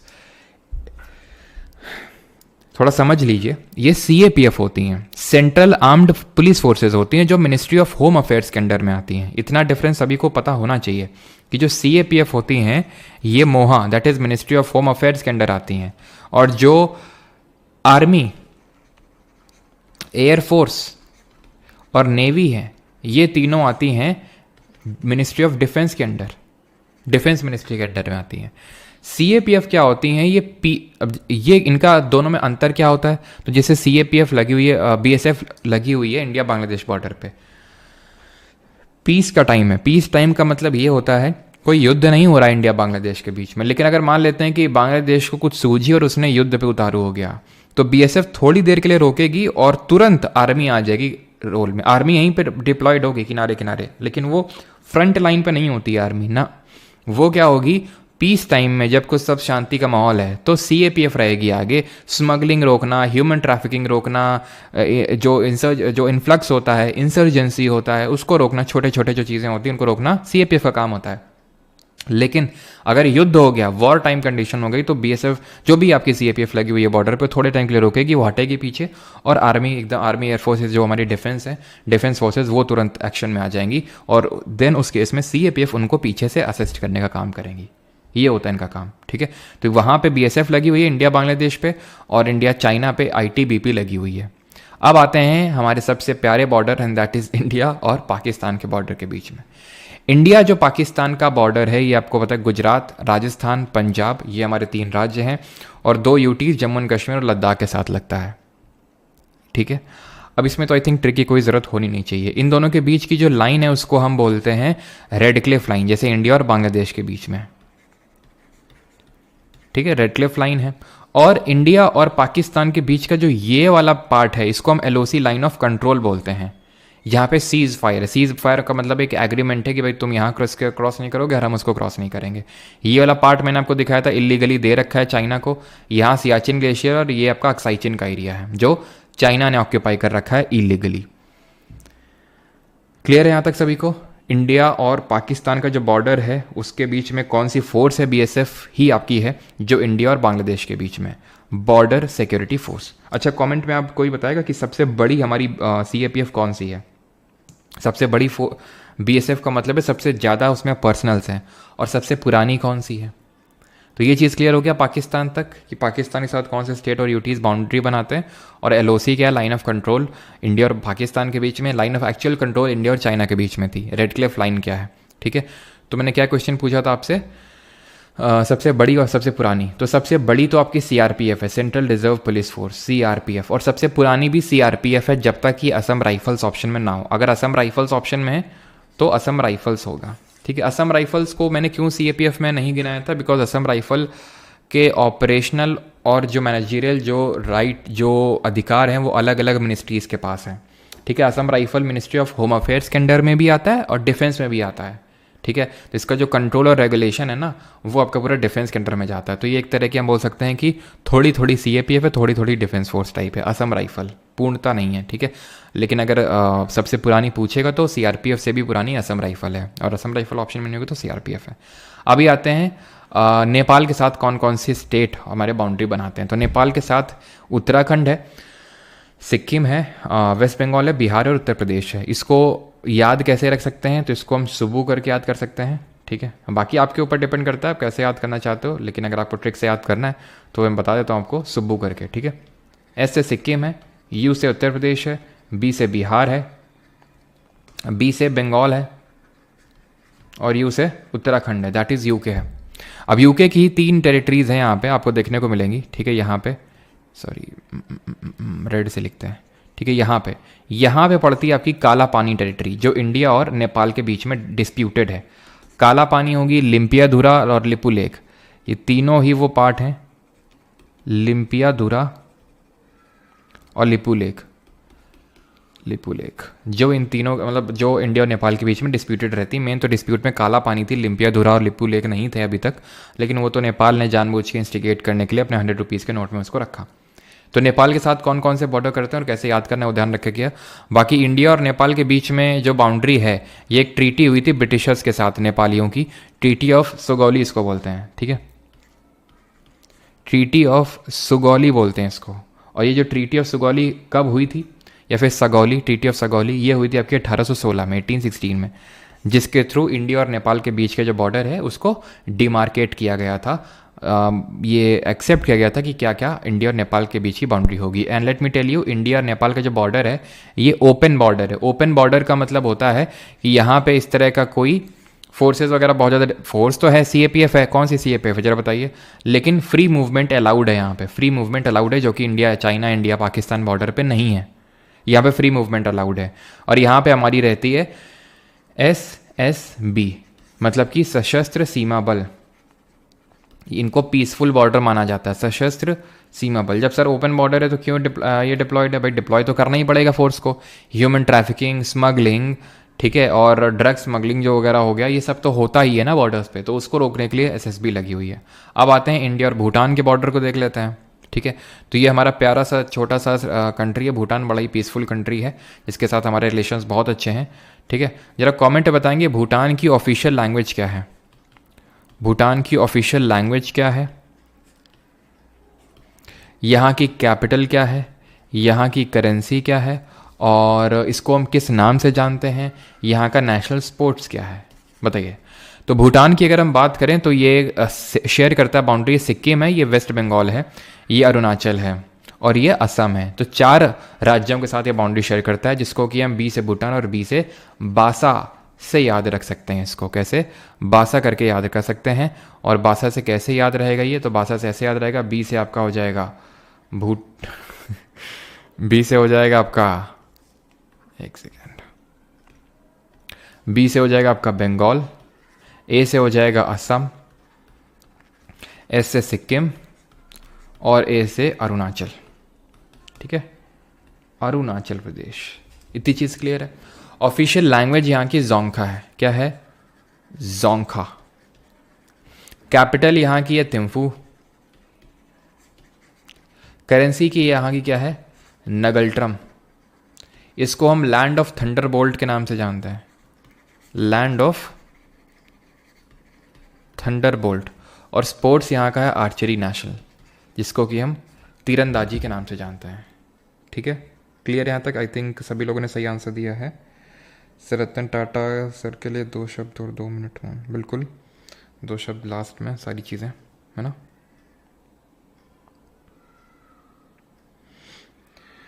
सर ठीक है सर, बांग्लादेश का कबड्डी है। ठीक है, बांग्लादेश का नेशनल स्पोर्ट्स कबड्डी है। और ढाका यहाँ की कैपिटल है, टका यहाँ की करेंसी है। आई थिंक पता होगा सभी को, नहीं पता तब लिख देता हूँ। तो कबड्डी, कबड्डी है, इन शॉर्ट ही लिख देता हूँ यहाँ पे। कबड्डी यहाँ का नेशनल स्पोर्ट है, ढाका कैपिटल है, टका करेंसी का नाम है। ठीक, क्लियर। आगे बढ़ते हैं अभी और अगला कंट्री देखते हैं, दैट इज़ म्यांमार। ये है हमारा म्यांमार। म्यांमार अगर हम देखें तो इंडिया के ईस्ट में लोकेटेड है।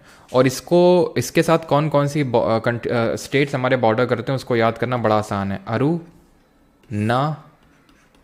अरुणा मामी। ठीक है, अरुणा मामी। तो अरुणा से अरुणाचल हो जाएगा, ना से नागालैंड हो जाएगा। ठीक है, नागालैंड, मा से मणिपुर, और मी से मिज़ोरम, और अरुणाचल, अरु से अरुणाचल।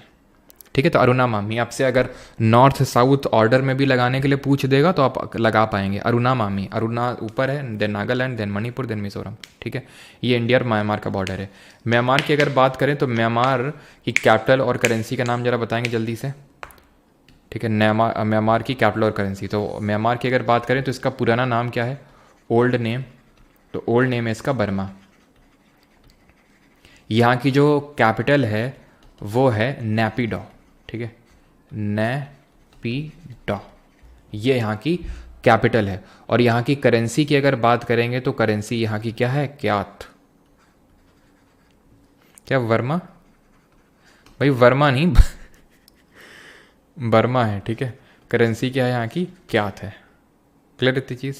हाँ। और सर बुक का बता दीजिए, कितना बताएं भाई, बुक का इस वीक आ जाएगी, क्यों पीछे पड़े हुए एकदम हैं। तो अरुणा मामी है, ये आपको ऑर्डर याद रखना है।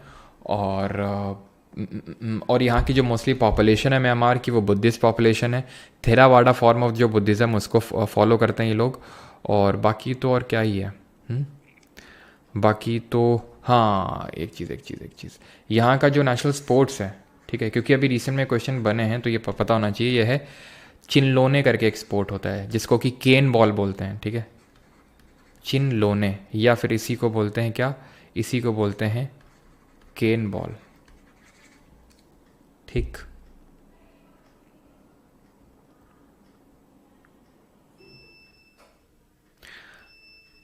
चलिए आगे बढ़े। अभी यहाँ तक किसी को डाउट तो नहीं है?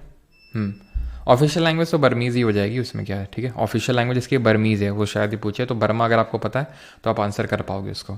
क्लियर, आगे बढ़ते हैं और आखिरी कंट्री देखते हैं, दैट इज़ अफगानिस्तान। ये इंडिया है हमारा। ठीक है, ये आपको पता है, ये इंडिया है। ये जो बॉर्डर आप देख पा रहे हैं इसको मैं रेड से ड्रॉ करता हूँ, इंडिया ये वाला जो बॉर्डर है। ठीक है, तो ये जम्मू एंड कश्मीर है, ये पाकिस्तान अधिग्रहित कश्मीर है। पाकिस्तान अधिग्रहित कश्मीर यानी पाकिस्तान ऑक्यूपाइड कश्मीर, ये इंडिया का पार्ट है। इसलिए हम ये मानते हैं कि इंडिया अफगानिस्तान के साथ बाउंड्री शेयर करता है। वो कितनी है? 106 किलोमीटर्स। ठीक है, इंडिया जो है बाउंड्री शेयर करता है क्योंकि पीओके जो है वो इंडिया का पार्ट है, इसलिए। ठीक है, तो जो ये वाला हिस्सा होगा वो आपका अफगानिस्तान के साथ, ये वाला जो हिस्सा है वो अफगानिस्तान के साथ हमारा टच होता है। अफगानिस्तान की जरा बताएंगे कैपिटल क्या है, करेंसी क्या है, ऑफिशियल लैंग्वेज क्या है, और यहाँ की जो क्या बोलते हैं उसको, पार्लियामेंट, उसका नाम क्या है? पार्लियामेंट का नाम क्या है? तो ध्यान रखेंगे यहाँ की पार्लियामेंट का नाम क्या है? पार्लियामेंट का नाम है शोरा। लैंग्वेज क्या है? लैंग्वेज है यहाँ की डारी या फिर पश्तो। ठीक है, डारी और पश्तो यहाँ की लैंग्वेज है। सर इसमें किस तरह से डिवीज़न होगा? भाई वही मैं आपको बता रहा हूँ कि डिवीज़न इस तरह से होगा कि जो आपका पीओके है वो शेयर करता है बाउंड्री, डायरेक्टली हम शेयर नहीं करते हैं बाउंड्री, ठीक है। करेंसी की अगर बात करें, ठीक है, शोरा हो गई, ठीक है। करेंसी की अगर बात करें तो अफगानी यहाँ की करेंसी हो जाएगी, और कैपिटल की आपकी बात करें तो इट वुड बी काबुल, ठीक है। अफगानी यहाँ की करेंसी है, ठीक है, मुद्रा यहाँ की। आगे बढ़े, नगलट्रम भूटान की है, काबुल। चलिए, तो अब कुछ फैक्ट्स जान लेते हैं, जैसे कि states sharing boundary with maximum number of state. कौन सा भारत का राज्य है जो सबसे ज़्यादा राज्यों के साथ सीमा साझा करता है? State sharing border with only one state. कौन से राज्य हैं हमारे जो सिर्फ एक राज्य के साथ बाउंड्री शेयर करते हैं? स्टेट्स होगा यहाँ पे, बिकॉज मल्टीपल स्टेट्स हैं। और state sharing border with 3 countries. कौन से हमारे राज्य हैं जो 3 देशों के साथ बाउंड्री शेयर करते हैं? तो सबसे पहली बात, तो वो राज्य जो सबसे ज़्यादा राज्यों के साथ सीमा साझा करता है वो है Uttar Pradesh, UP. Total 8 states यानी 8 राज्य और 1 यूटी, दैट इज 1 केंद्र शासित प्रदेश के साथ बाउंड्री शेयर करता है। कौन? UP, that is Uttar Pradesh. State sharing border with only one state, तो कौन सा राज्य है जो सिर्फ एक ही राज्य के साथ बाउंड्री शेयर करता है? वो राज्य है हमारा, एक तो मेघालय है जो सिर्फ असम के साथ बाउंड्री शेयर करता है। यहाँ पे मैं आपको मैप पे दिखाता हूँ तो आपको थोड़ा ज़्यादा अच्छे से समझ में आएगा।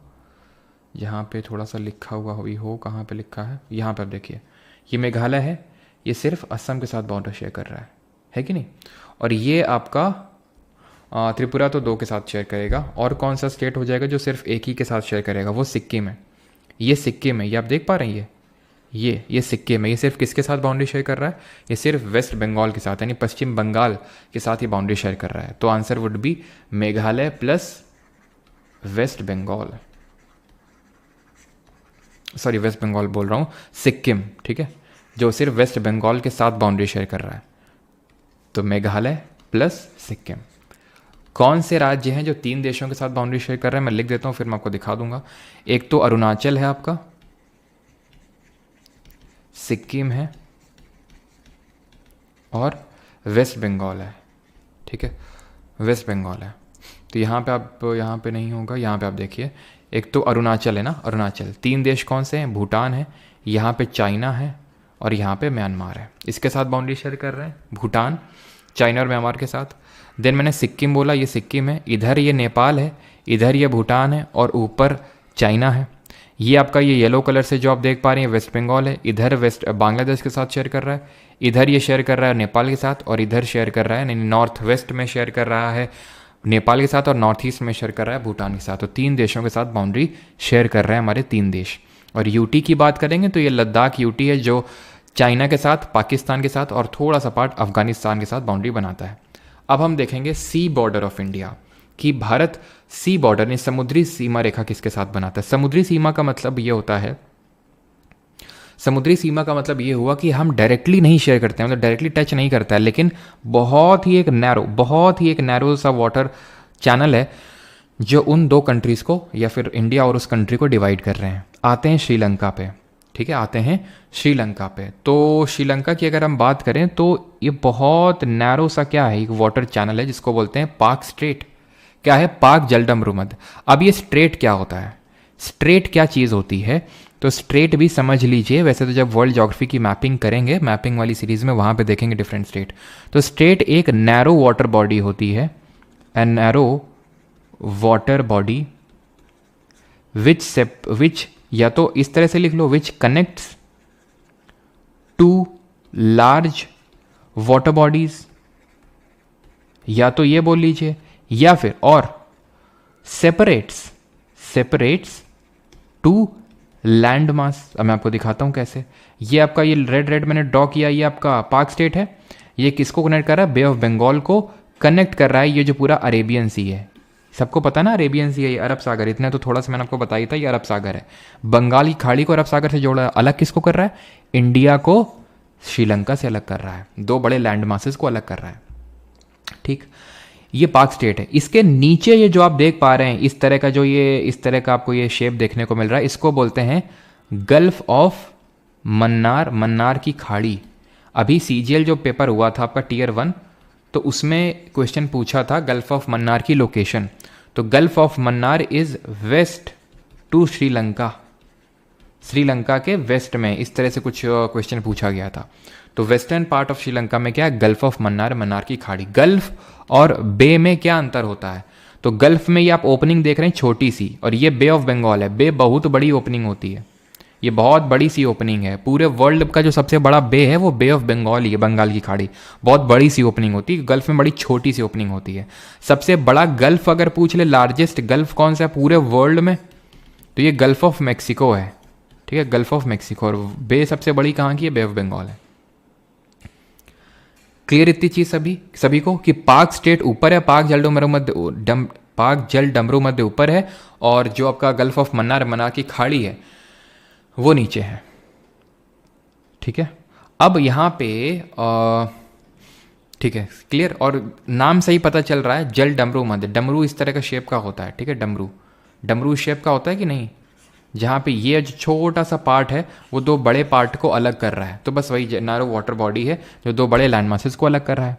तो ये तो एक कंट्री है श्रीलंका, जिसके साथ हम अपना सी बॉर्डर बनाते हैं। ऐसा ही मालदीव है एक कंट्री, ये आप यहाँ पे देख पा रहे होंगे लिखा है मालदीव आइलैंड्स। तो ये एक्चुअली मालदीव्स कंट्री है जो आइलैंड कंट्री है। आइलैंड वो होता है जो चारों तरफ से पानी से घिरा हुआ हो, तो ये मालदीव्स हमारा एक आइलैंड कंट्री है। अभी जब हम कुछ लेक्चर आगे बढ़ेंगे तो वहाँ पे कुछ इस तरह का हम डिवीजन देखेंगे। यहाँ पे आप समझ लीजिए, या तो यहीं पे समझ लीजिए कि जैसे लक्षद्वीप है इस तरह से, ठीक है। लक्षद्वीप के जस्ट नीचे से, लक्षद्वीप इंडिया का पार्ट है, इसी के जस्ट नीचे से ही स्टार्ट हो जाता है मालदीव्स, ठीक है। यहाँ पे इन दोनों के बीच में 8 डिग्री चैनल है, 8 डिग्री जो लैटिट्यूड है वो दोनों को डिवाइड करता है। तो क्योंकि बहुत नज़दीक है इसलिए हम बोलते हैं कि इंडिया की सी बॉर्डर जो है वो मालदीव से भी लगती है। तो इंडिया के सी बॉर्डर कितने कंट्री से लगते हैं, तो 2 कंट्री से लगते हैं। 2 कंट्रीज कौन से हैं ये, एक तो श्रीलंका, पाक स्टेट अलग करता है इंडिया और श्रीलंका को, पाक जल डमरू मध्य, और मालदीव्स। श्रीलंका की ऑफिशियल लैंग्वेज क्या है, सिन्हली है। तमिल भी बोली जाती है लेकिन सिन्हली भी है। और मालदीव्स की कैपिटल क्या है, माले है, ठीक है। मालदीव्स की कैपिटल माले है। और यहाँ की अगर बात करें तो प्रेसिडेंट का नाम क्या है, मोहम्मद म्यूजी, जो अभी यहाँ पे आए भी थे। और मालदीव की लैंग्वेज ध्यान रखना, मालदीव की लैंग्वेज क्या है ये इंपॉर्टेंट है, ये आपकी धिवेही, ठीक है। धिवेही यहाँ की ऑफिशियल लैंग्वेज है। श्रीलंका की ऑफिशियल लैंग्वेज क्या है, सिन्हली है, ठीक है। और तमिल भी यहाँ पे बोली जाती है। क्लियर यहाँ तक? कुछ बफरिंग वगैरह हुआ था क्या?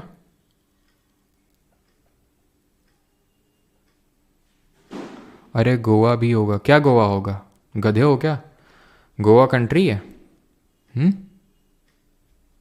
गोवा कंट्री है। और श्रीलंका का पुराना नाम है वो सीलोन, ठीक है, जो आप लिख रहे हैं। तो सीलोन यहाँ का पुराना नाम है, दैट इज ओल्ड नेम है श्रीलंका का, सीलोन। आगे बढ़ते हैं और अब देखेंगे यहाँ पे इंडिया की कोस्टल बाउंड्री। इंडिया कितने राज्य हैं जो कोस्टल बाउंड्री बनाते हैं, कौन सबसे ज़्यादा बनाता है, कौन सबसे कम बनाता है। तो यहाँ पे आते हैं इंडिया की कोस्टल बाउंड्री। तो टोटल इंडिया के कितने राज्य हैं, तो 9 स्टेट्स हैं, 9 राज्य हैं और 4 यूटीज़ हैं, दैट इज़ 4 केंद्र शासित प्रदेश हैं जो कोस्टल बाउंड्री बनाते हैं। वो 9 राज्य कौन कौन से हैं, गुजरात है, महाराष्ट्र है, कर्नाटक है, केरला है, तमिलनाडु है, आंध्रा है, उड़ीसा है और वेस्ट बंगाल है, ठीक है। तो 1 2 3 और गोवा भी मिस कर दिया, तो 1 2 3 4 5 6 7 8 9 4 यूटीज़ कौन सी हैं, 4 यूटीज़ में आता है आपका एक तो पुडुचेरी आ जाएगा, ठीक है। यहाँ पे आ जाएगा दादरा नगर हवेली, दमन और दीव, ठीक है, 2 हो गए। तीसरा हो गया आपका लक्षद्वीप और चौथा हो गया अंडमान और निकोबार। तो 4 यूटीज़ हैं जो कोस्टल बाउंड्री बनाती हैं। अब क्वेश्चन यहाँ पे बनता है कि टोटल लेंथ कितनी है, टोटल लेंथ कितनी है। तो वो डिपेंड करता है कि आप किसकी बात कर रहे हैं। आप पूरे पार्ट की बात कर रहे हैं, नहीं टोटल मतलब कि फिर टोटल ही हो गया। ये टोटल है 75,016 किलोमीटर, दैट इज 7,516 किलोमीटर्स। और अगर सिर्फ हम मेन लैंड इंडिया की बात करेंगे, सिर्फ मेन लैंड मुख्य भूमि की बात करेंगे तो ये 6100 किलोमीटर। मुख्य भूमि का मतलब ये है कि गुजरात से लेके ये वाला जो पार्ट हो गया से लेकर पूरा वेस्ट बंगाल, जहाँ पे हम अंडमान निकोबार और इनको इंक्लूड नहीं कर रहे हैं जो कुछ उसके पार्ट हैं। तो मेन लैंड की 6100 किलोमीटर और टोटल लेंथ कितनी है 7516 किलोमीटर। इंडिया की इंटरनेशनल बाउंड्री की लेंथ कितनी थी जरा कमेंट में बताएंगे। अब यहाँ पे क्वेश्चन क्या बनेगा कि सबसे लॉन्गेस्ट किसकी है, सबसे शॉर्टेस्ट किसकी है, ठीक है, लॉन्गेस्ट और शॉर्टेस्ट। तो अगर हम सबसे लॉन्गेस्ट कोस्ट लाइन बात करें, सबसे लॉन्गेस्ट कोस्ट लाइन तो ये है अंडमान और निकोबार की। Andaman and Nicobar group of island की। कितनी है? ये है आपकी टोटल 1962 किलोमीटर्स, 1962। और एक चीज़ ध्यान रखना, आई थिंक मैं बताना भूल गया कि इंडिया और भूटान बॉर्डर को भी कौन सी फोर्स कौन सी गाइड करती, मतलब गार्ड करती है, वो एसएसबी है, सशस्त्र सीमा बल। और यहाँ पे भी ओपन बॉर्डर्स हैं भूटान के साथ भी हमारा। तो जो हमारे ओपन बॉर्डर्स है वहाँ पे एसएसबी लगी हुई है। बांग्लादेश और पाकिस्तान में बीएसएफ लगी हुई है। और चाइना में अगर बात करें तो आईटीबीपी लगी हुई है। हमारी दो और हैं जो CAPF, CRPF Central Reserve Police Force, और CISF that is Central Industrial Security Force. तो सीआरपीएफ तो वहाँ लगी होती है जहाँ पे लड़ाई दंगे इस तरह से हो जाते हैं, तो वहाँ पे सीआरपीएफ जाती है इंटरनल डिस्टर्बेंस को झेलने के लिए। सीआईएसएफ जो हमारे इंडस्ट्रियल यूनिट्स होती हैं, जैसे ये कोल ब्लॉक्स हो गए या फिर हमारे पीएसयूज हो गए, रेलवे मेट्रो हो गया, तो एयरपोर्ट हो गए, तो वहाँ पे सीआईएसएफ लगी होती है आपकी सेंट्रल इंडस्ट्रियल सिक्योरिटी फोर्स। तो यहाँ पे अगर बात करें सबसे लॉन्गेस्ट किसकी है? अंडमान और निकोबार की। और सबसे शॉर्टेस्ट किसकी है? ये ओवरऑल लॉन्गेस्ट है। अगर लॉन्गेस्ट कोस्ट लाइन किसी स्टेट की बात करेगा, किसी राज्य की बात करेगा, तो आंसर गुजरात होगा। लेकिन अगर ओवरऑल बात करेगा, कुछ मेंशन नहीं करेगा और अंडमान निकोबार ऑप्शन में होगा, तो answer would B Andaman and Nicobar. Gujarat की अगर कोस्ट लाइन की अगर बात करें तो ये है रफली 1214 किलोमीटर, 1214 किलोमीटर। कहीं कहीं पे 1600 किलोमीटर भी आपको मेंशन हुआ मिलेगा, लेकिन जो एग्जाम्स वगैरह हुए हैं उनमें 1214 किलोमीटर माना है, इसलिए 1214 किलोमीटर नोट करिएगा। 1600 किलोमीटर भी ध्यान में रखिएगा। और इसके बाद किसकी है सबसे लॉन्गेस्ट? गुजरात के बाद आपका आता है आंध्रा, इसके बाद आता है आपका तमिलनाडु। तो GAT करके याद रखिएगा, गैट। गुजरात, आपका आंध्रा और तमिलनाडु स्टेट के टर्म्स में। ओवरऑल तो यूटी है आपका अंडमान निकोबार, उसका सबसे लंबा कोस्ट लाइन है। शॉर्टेस्ट कोस्ट लाइन किसका है? तो शॉर्टेस्ट है आपका गोवा का, सबसे कम इसकी कोस्ट लाइन की लेंथ है गोवा की। यहां पे अगर बात करें, ये क्या है? आपका पुडुचेरी है। तो पुडुचेरी भी आपका कोस्टल बाउंड्री बनाता है। और पुडुचेरी की अगर बात करेंगे तो ये तीन स्टेट में फैला हुआ है। 4 इसकी टेरिटरीज हैं जो 3 स्टेट में फैला हुआ है। यनम, पुडुचेरी, कराईकाल और माहे, ये सब पुडुचेरी के ही पार्ट हैं, जो टोटल 3 राज्यों में फैले हुए हैं। 3 राज्य कौन कौन से हैं ये तो आपको पता है, आंध्र प्रदेश है, ये तमिलनाडु है और ये केरल है। ठीक है, तो इन 3 राज्यों में फैला हुआ है आपका पुडुचेरी। यनम, पुडुचेरी, कराईकाल और माहे। ऐसा क्यों है 3 राज्यों में फैला हुआ है इतना? यहाँ पे एक टेरिटरी है, यहाँ पे टेरिटरी है, यहाँ पे टेरिटरी है, क्योंकि जो फ्रांसीसी थे, जो फ्रेंच थे, वो यहाँ पे रूल कर रहे थे। फिर उनको जब यहाँ से वापस भगाया गया, ठीक है, फ्रांसीसियों को, तब ये इंडिया के कब्जे में आई जो भी टेरिटरीज थी, और ये सब पुडुचेरी का पार्ट बन गई, जहाँ जहाँ पे फ्रांसीसियों का रूल हुआ करता था। ठीक है, तो ये ध्यान रखिएगा कि जो कराई काल है वो सबसे नज़दीक है किसके? श्रीलंका से। क्लियर? और अभी आते हैं कोस्टल बाउंड्री। कोस्टल बाउंड्री का मतलब ये होता है कि इंडिया या फिर कोई भी कंट्री हो तो उसका एक तरह से हम बोल सकते हैं कि कोस्टल टेरिटरी कहाँ तक जाती है, इंडिया कितने पार्ट ऑफ सी को अपना क्लेम कर सकता है। अब जैसे मान लेते हैं कि यहाँ से कोई शिप है चाइना की गुजर रही है, तो इंडिया क्या रोक सकता है उसको? हाँ, रोक सकता है, लेकिन अगर कोई यहाँ से गुजर रही है तो नहीं रोक सकता है। तो ये कैसे डिसाइड होगा? तो ये डिसाइड करने के लिए एक एग्रीमेंट हुआ था जिसको हम बोलते हैं UNCLOS. What is this UNCLOS? तो UNCLOS stands for United Nation Convention on Law of Seas. ये कन्वेंशन हुआ था, कब हुआ था? तो ये हुआ था इन द ईयर 1982, 1982 में, जहां पे 5 जोन्स में डिवाइड कर दिया गया, 5 जोन में डिवाइड किया गया पूरे हम बोल सकते हैं कि जो वाटर बाउंड्री है उसको। 5 जोन्स कौन से हैं? तो सबसे पहला तो है इंटरनल वाटर, अंदर का पानी, मतलब यहाँ पे जो लेक्स वगैरह होंगे इंडिया के अंदर में, उसको इंटरनल वाटर बोलेंगे। हर कंट्री के लिए लागू होता है। इंटरनल वाटर के बाद आता है आपका, यहाँ पे लिखा होगा टेरिटोरियल सी वगैरह, हाँ लिखा हुआ है, लिए देख सकते हैं आप। इंटरनल वाटर है जो एकदम कोस्ट में है, आप बोल सकते हैं, उसको हम इंटरनल वाटर बोलेंगे। देन 12 नॉटिकल माइल तक जाता है टेरिटोरियल सी, उसके टेरिटोरियल सी के और आगे 12 तक, या फिर अगर हम कोस्ट से देखें तो 24 नॉटिकल माइल तक जाता है कॉन्टिजुअस जोन, और 200 नॉटिकल माइल तक जाता है एक्सक्लूसिव इकोनॉमिक जोन। समझ में आई आपको बात? टेरिटोरियल सी पहले तो इंटरनल वाटर्स हो गया, कोस्ट वाला पानी, देन कोस्ट से लेकर 12 नॉटिकल माइल तक। अभी नॉटिकल माइल क्या होता है? तो 12 नॉटिकल माइल का मतलब होता है 22 किलोमीटर। तो 1 नॉटिकल माइल में कितने किलोमीटर होंगे जरा बताइए? तो ये यहाँ से कोस्ट से लेकर 12 नॉटिकल माइल तक टेरिटोरियल सी, कोस्ट से लेके 24 नॉटिकल माइल तक कॉन्टेजियस जोन। 24 कैसे, ये 12 प्लस ये 12 तो 24 हो गया। और कोस्ट से लेके 200 नॉटिकल माइल तक होता है एक्सक्लूसिव इकोनॉमिक जोन। तो यहां पे क्या, टेरिटोरियल सी में कोई भी शिप एंटर नहीं कर सकता है इंडिया की परमिशन के बिना। यहाँ पे क्या, एक्सक्लूसिव इकोनॉमिक जोन में ये भी इंडिया का ही पार्ट है। यहाँ पे इंडिया एक्सप्लोरेशन कर सकता है, डीप सी एक्सप्लोरेशन कर सकता है, लेकिन किसी कंट्री को मना नहीं कर सकता इस जोन में एंटर करने से। और हाई सीज का मतलब ये होता है ये ओपन टेरिटरी है, सबके लिए एप्लीकेबल है, कोई भी घूमो फिरो यहाँ पे। तो 5 जोन्स हो गए आपके, इंटरनल वाटर, टेरिटोरियल सी दूसरा, तीसरा कॉन्टेजियस जोन, चौथा एक्सक्लूसिव इकोनॉमिक जोन और पांचवा हाई सीज। खत्म हो गया लेक्चर। किसी को कोई डाउट हो तो बताएगा। देन हम बढ़ते हैं आगे अभी और क्वेश्चंस लगाते हैं। 1.852 किलोमीटर बिल्कुल सही है, यस सही है। विनय प्राजक्ता फूडी चिरकुट, नाम देखो चिरकुट तो चिरकुट राम, सवाल का उत्तर दो अब तुम।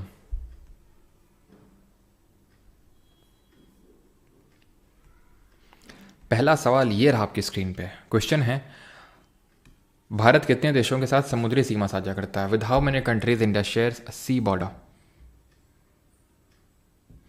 राजन कुमार पूछ रहे हैं capital of states above topic of cancer repeat कीजिए। तो देखिए बड़ा आसान है याद करना। कैसे आसान है, 3 ही सिर्फ राज्य हैं। 3 राज्य में एक तो त्रिपुरा है और मिजोरम है, ठीक है, त्रिपुरा के अगरतला और मिजोरम के आइजॉल। तो 2 स्टेट यहाँ के हो गए और एक राजस्थान, क्योंकि राजस्थान को एकदम जस्ट नीचे से छू के जाती है ना, तो ऑब्वियस उसका जो कैपिटल सिटी होगा वो ऊपर ही होगा। तो 3 ये स्टेट्स हैं, ठीक है। थोड़ा स्लो, कोई बोलेगा सर थोड़ा फास्ट, ये क्लासेस डेली चलती हैं बिल्कुल। तो आंसर ये,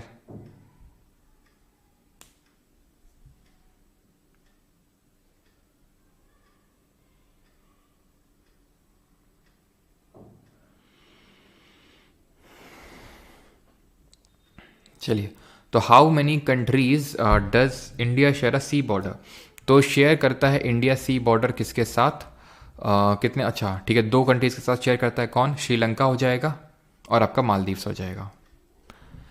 विच of the following countries borders India to the north west? कौन सा कंट्री है जो इंडिया को नॉर्थ वेस्ट में बॉर्डर करता है? नॉर्थ वेस्ट का मतलब हुआ ये, इधर को बॉर्डर करता है इंडिया। जो विच of the following countries India, which of the following countries, वो ठीक है। तो ये आपका हो जाएगा अफगानिस्तान और पाकिस्तान, ऑप्शन नंबर बी, ठीक है। म्यांमार तो ईस्टर्न में है, नेपाल तो नॉर्थ में है, बांग्लादेश भी ईस्ट में है, चाइना भूटान नेपाल तो ये नॉर्थ में है। Which are the neighbouring countries used to be parts of India? इनमें से कौन सी नेबरिंग कंट्रीज भारत का हिस्सा हुआ करते थे? तो सभी को पता है पाकिस्तान और बांग्लादेश हुआ करते थे। पाकिस्तान बांग्लादेश दोनों 1947 में अलग हुए और बांग्लादेश पाकिस्तान से अलग हुआ 1971 में। India has dash kilometres of land border and a coast line of 7,516 kilometres. तो इंडिया का लैंड बॉर्डर कितना है? इंडिया का लैंड बॉर्डर है 15,106 kilometre. Option number D will be the correct answer, ठीक है।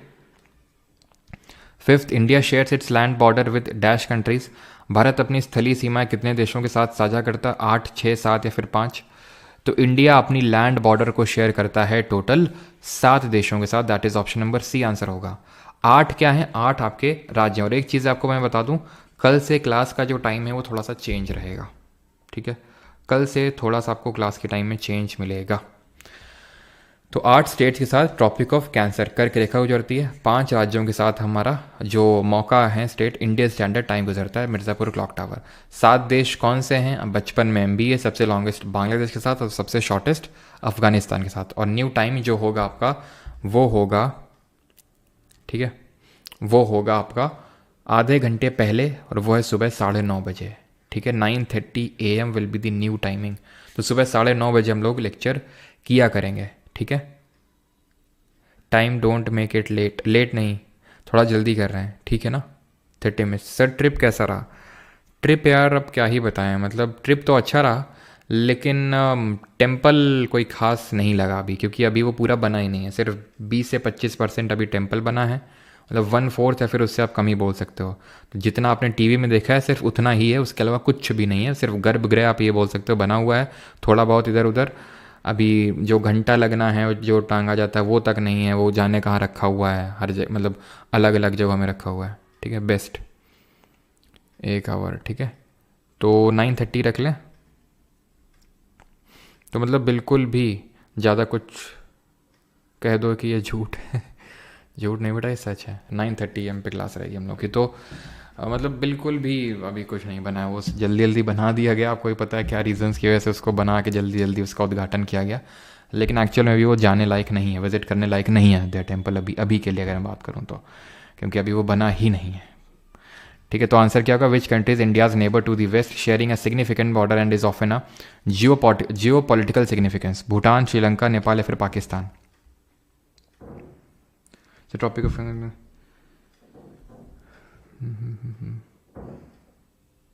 मेक इट टू 9 थोड़ा ज़्यादा जल्दी हो जाएगा, बिकॉज फिर नाश्ता मुझे नहीं मिलता ना सुबह 9 बजे, सुबह 9:30 बजे। चलिए, when will you come to Kashmir? जल्दी आऊँगा आदिल नाजिर। ठीक है, तो यहाँ पे क्या आंसर होगा?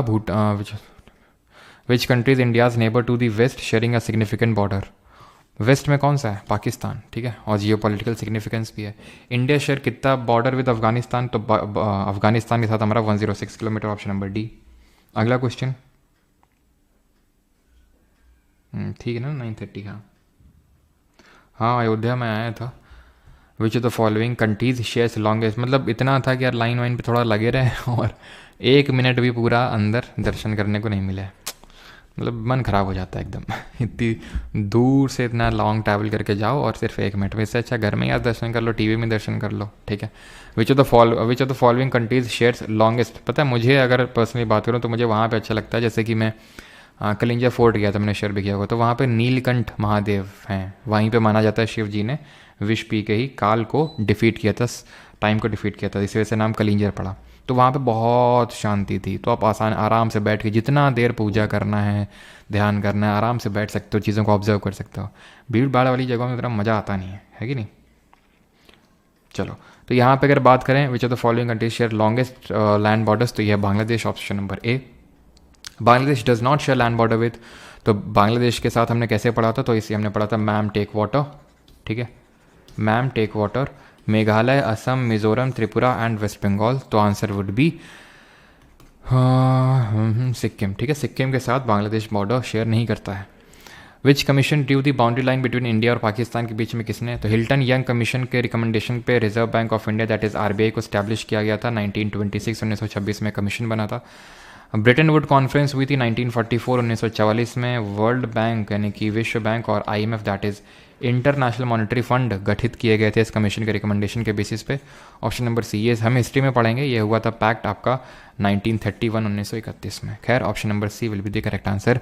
इंडिया पाकिस्तान और इंडिया बांग्लादेश के बीच में रेड क्लिफ लाइन है। Which is the water body? नहीं करना है, आंसर 10 डिग्री चैनल होगा, लेकिन अभी 2-3-4 दिन के अंदर ये सारी चीज़ें हम पढ़ने वाले हैं। Which is the standard meridian of India? तो भारत का मध्याह्न रेखा कौन से, जो भारत के मध्य से होकर गुजरती है, जो भारतीय समय मानक के नाम से जाना जाता है? तो 82.5 degree east, option number B, जो 5 राज्यों से होकर गुजरती है और उसको हम किस नाम से जानते हैं? मौका के नाम से। ये आपका मध्य प्रदेश, उड़ीसा, उत्तर प्रदेश, छत्तीसगढ़ और आंध्र प्रदेश है।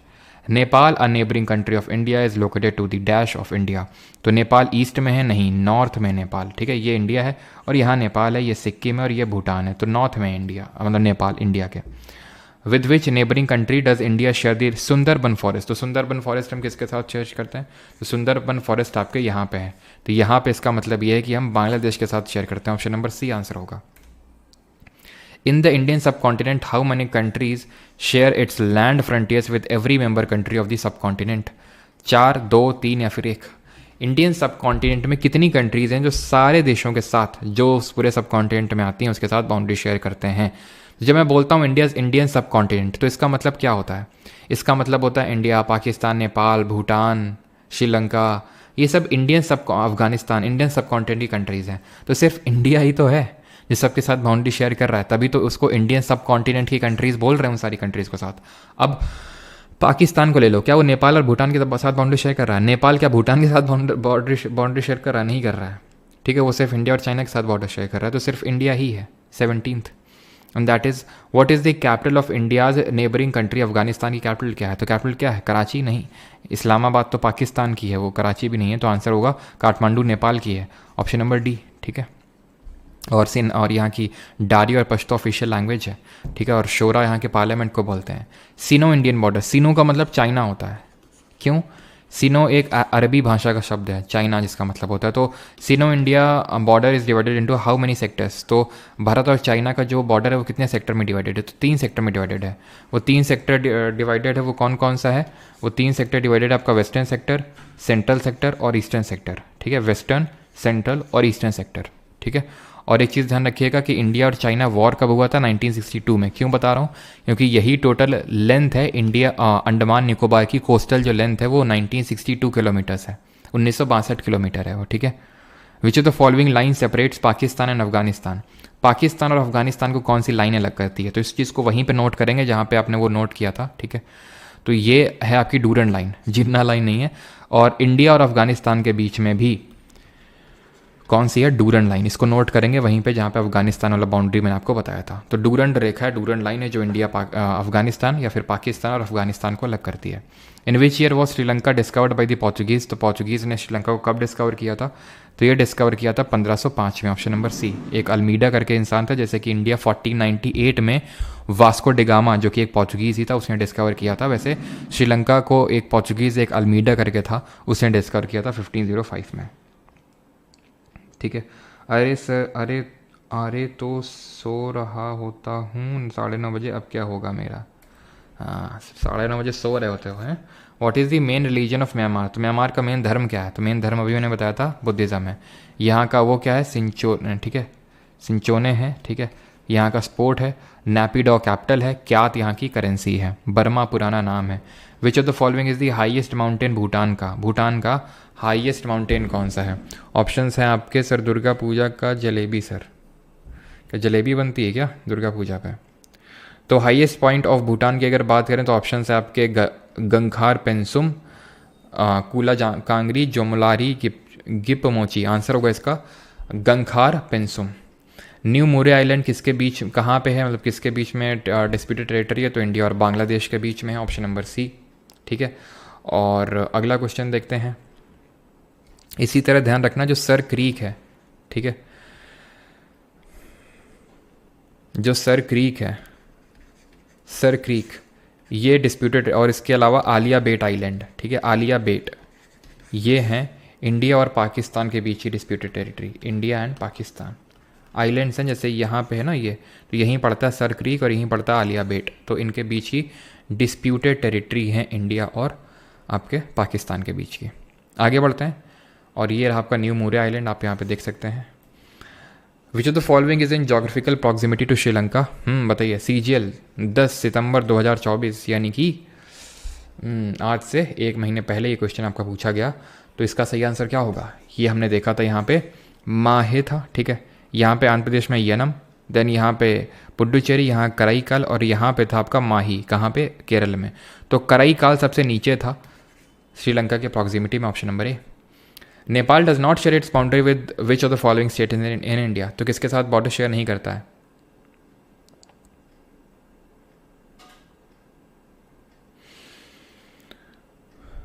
सर प्लीज़ 10:15 कर लीजिए, जिम जाना पड़ता है प्लीज़। अच्छा, जिम जाना पड़ता है, काफ़ी बड़ी समस्या है, थोड़ा जल्दी चले जाए करो।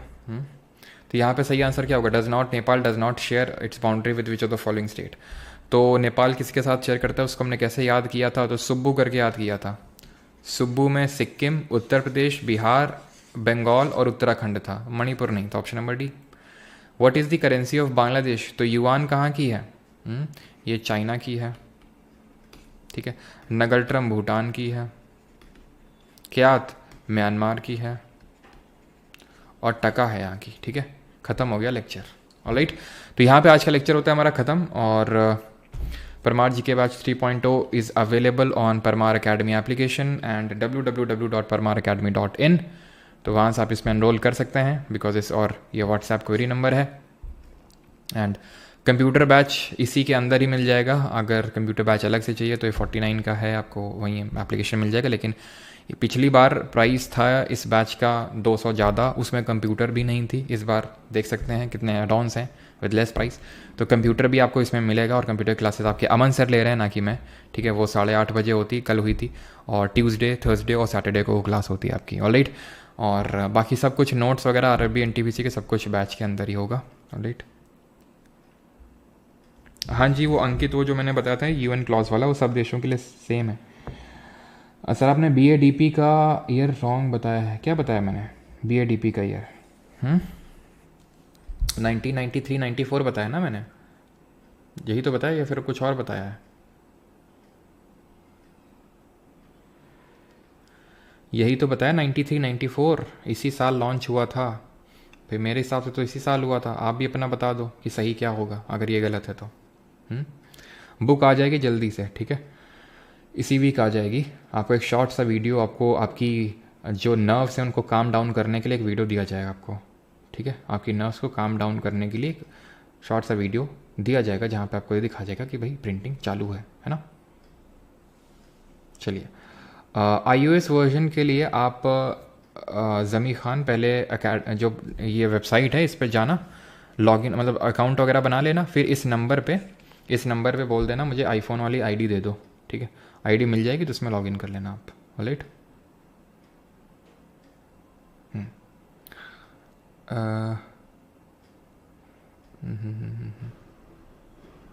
9:30 मैथ क्लास एंड होता है, खाने का टाइम नहीं मिलेगा।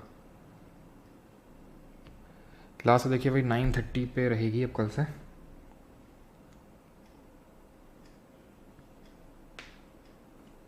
इक्विपमेंट क्लासिफिकेशन आदित्य सिंह पढ़ेंगे इंडियन जोग्राफी में, जब इंडियन क्लाइमेट पढ़ेंगे वहाँ पे।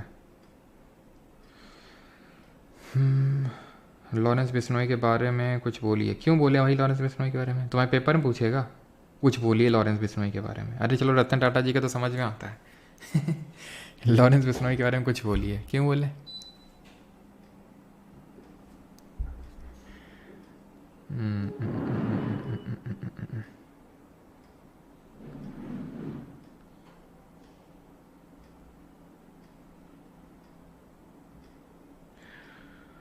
चलिए, तो ये आपको नोट्स वगैरह सब कुछ एप्लीकेशन पे मिल जाएंगे जो लोग बैच में एनरोल्ड हैं, ठीक है, तो वहाँ से आप पूरा वीडियो, रिकॉर्डेड वीडियो, नोट्स वगैरह सारी चीज़ें, क्विज़ वगैरह आपको वहीं पे मिल जाएंगी। ऑलराइट, बिग बॉस में वॉइस ओवर का रोल कर लीजिएगा। अच्छा, दिला दीजिएगा आकाश जी, तो बिल्कुल कर लेंगे। कैसे बोलता है बॉस? बिग बॉस चाहते हैं कि सभी लोग एसएससी का फॉर्म भरें और ये जो फालतू की नौटंकी है घर में ये ना करें, घर को खाली करें और सीजीएल का फॉर्म भरें।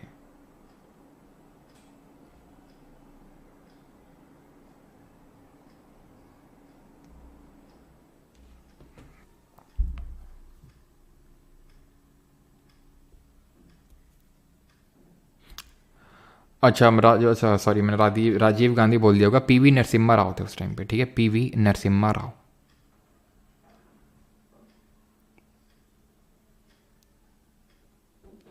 पीवी नरसिम्हा राव थे उस समय, ठीक है।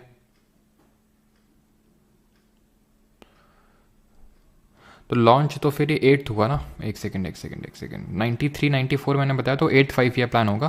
पीवी नरसिम्हा राव, वो मैंने गलती से 7th बता दिया, इस वजह से 7th के चक्कर में वो राजीव गांधी मैंने बता दिया। बॉर्डर एरिया डेवलपमेंट प्रोग्राम आपका 93 94 में लॉन्च हुआ, तो 8th 5 ईयर प्लान होगा। पीवी नरसिम्हा राव की उस समय सरकार थी, ठीक है। चलिए, थैंक यू, कल मिलते हैं 9:30 बजे सुबह 9:30 AM पे।